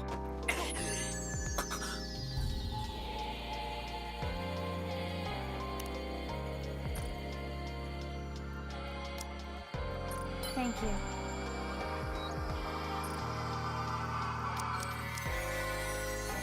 I want them all! 魔素が薄れていく。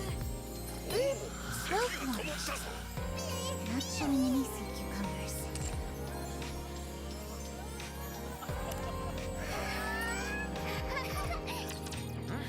イメージ通りこんなものかな。異なる血を抱きし者とは貴殿のことでござったか。え？見ていただきたいものがある。これはハイエルフ族に伝わる古い言葉。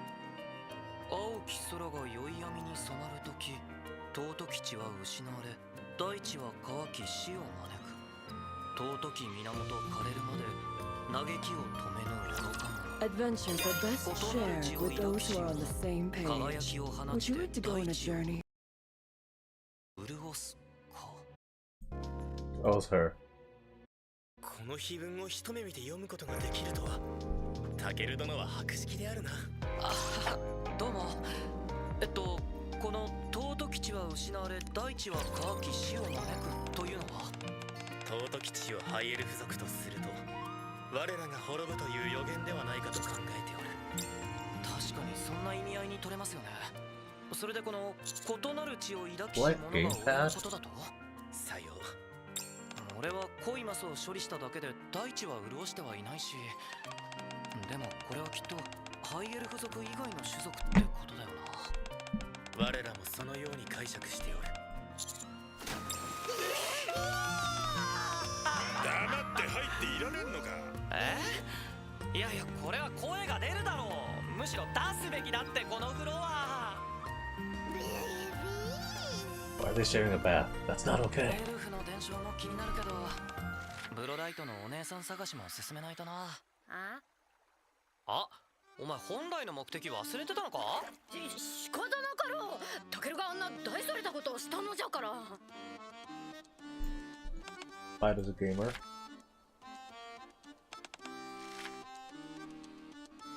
A sage's knowledge. 魔素が薄れたせいか、夜風が気持ちいいのじゃ。なあ、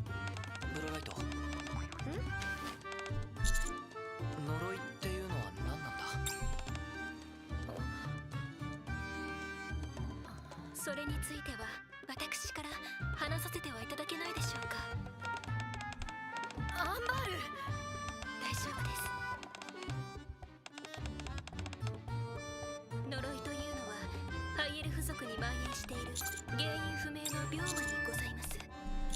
数世代前からハイエルフの赤ん坊に現れ始めた病は体の成長に支障をきたすものでした。ところがおよそ50年前から症状が深刻化し始めたのです。Amanda, what are you doing? それはまるで種族全体が呪われたかのよう。 Yeah, I'm completely surrounded. 全ての赤ん坊は生まれて数日のうちに息を引き取るようになりました。どうしてそんな。 Nameless Queen. わかりません。 That's how she died? わからないのです。アンバール、もうよい。呪いは私の子にも。 Maxwell.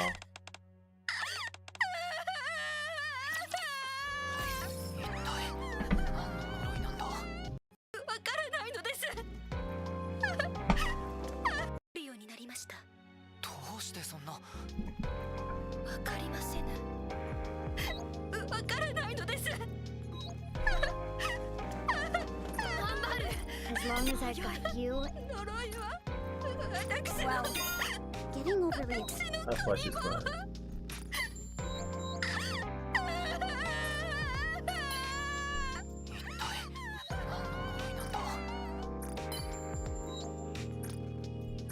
こちらはエルフ族の女王メルケリア・オルデンビアであらせられる。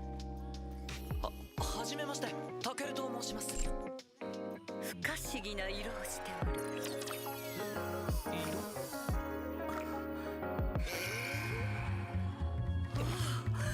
エーシェントドラゴン様のお子か。なんと次世代の神の子であったとは。そなたの色を見てエンシェントドラゴン様もまた信ずるに値すると考えたのでしょう。こら P、 女王様の前だぞ。良いのです。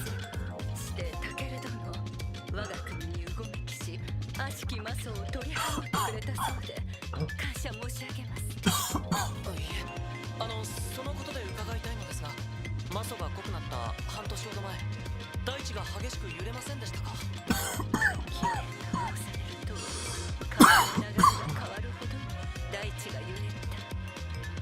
やはりまだ憶測でしかないのですが、その揺れで何らかのモンスターが目覚め魔素を停滞させているのかもしれません。母上様、どう思われますか。そなたらに任せる。タケル殿、どうかお力添えを。はい、それともう一つ。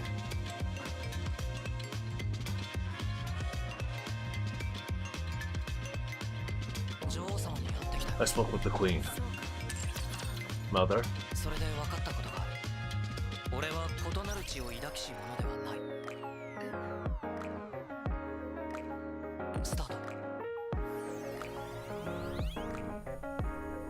音の漏れない結界だ。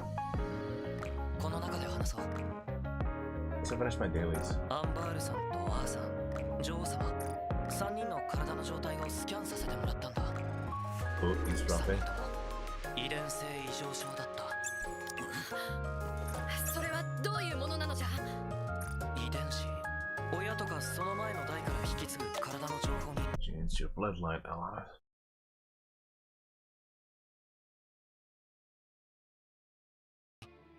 何らかの異常が出ているってことだと思う。 What? Bloodline. なぜそのようなことが。アンバールさんの旦那さんって誰。アンバールの双子の兄じゃ。Haha. ハイエルフは呪われてなんか。Oh no. I knew どう it. いうことじゃ。全ては濃すぎる血が原因だ。血を尊ぶあまり近親間で婚姻を続け、遺伝子が壊れてしまったんだ。異なる血を抱きし者。意味はそのままだ。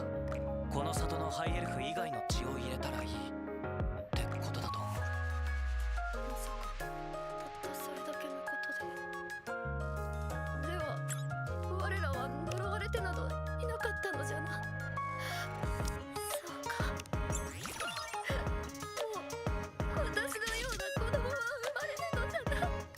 Uh-oh.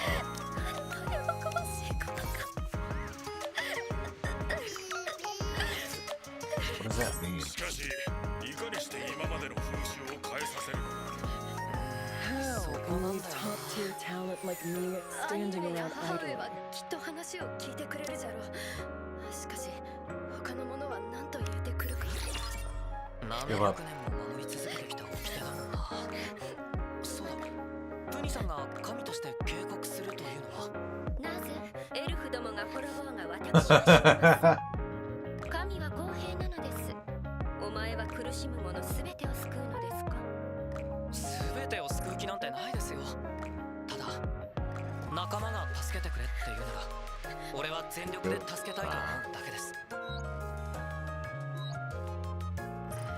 お前は本当に甘いですね。ならばエルフどもの神リベルアリナを探しましょう。助けを求める声に応じるのも神の務めですよ。いつまでも涙を流しているのではありません。お前は笑っていればよいのです。タケル、神である私を動かすのですから相応の見返りを用意しなさい。見返りってジャガバタ総流を10個です。これは大変なものを所望されましたな。本当にな。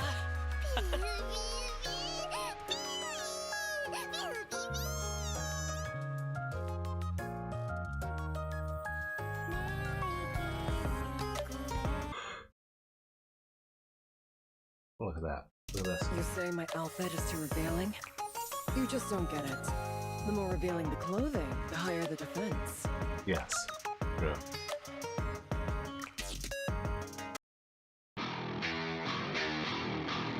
That was so funny.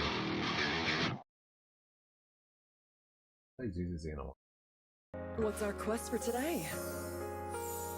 Let's go back to Azure Lane. Actually, we're gonna end the stream now. And then we're gonna rewatch anime. The mask? In this land of such fecundity, there's no need for such a thing.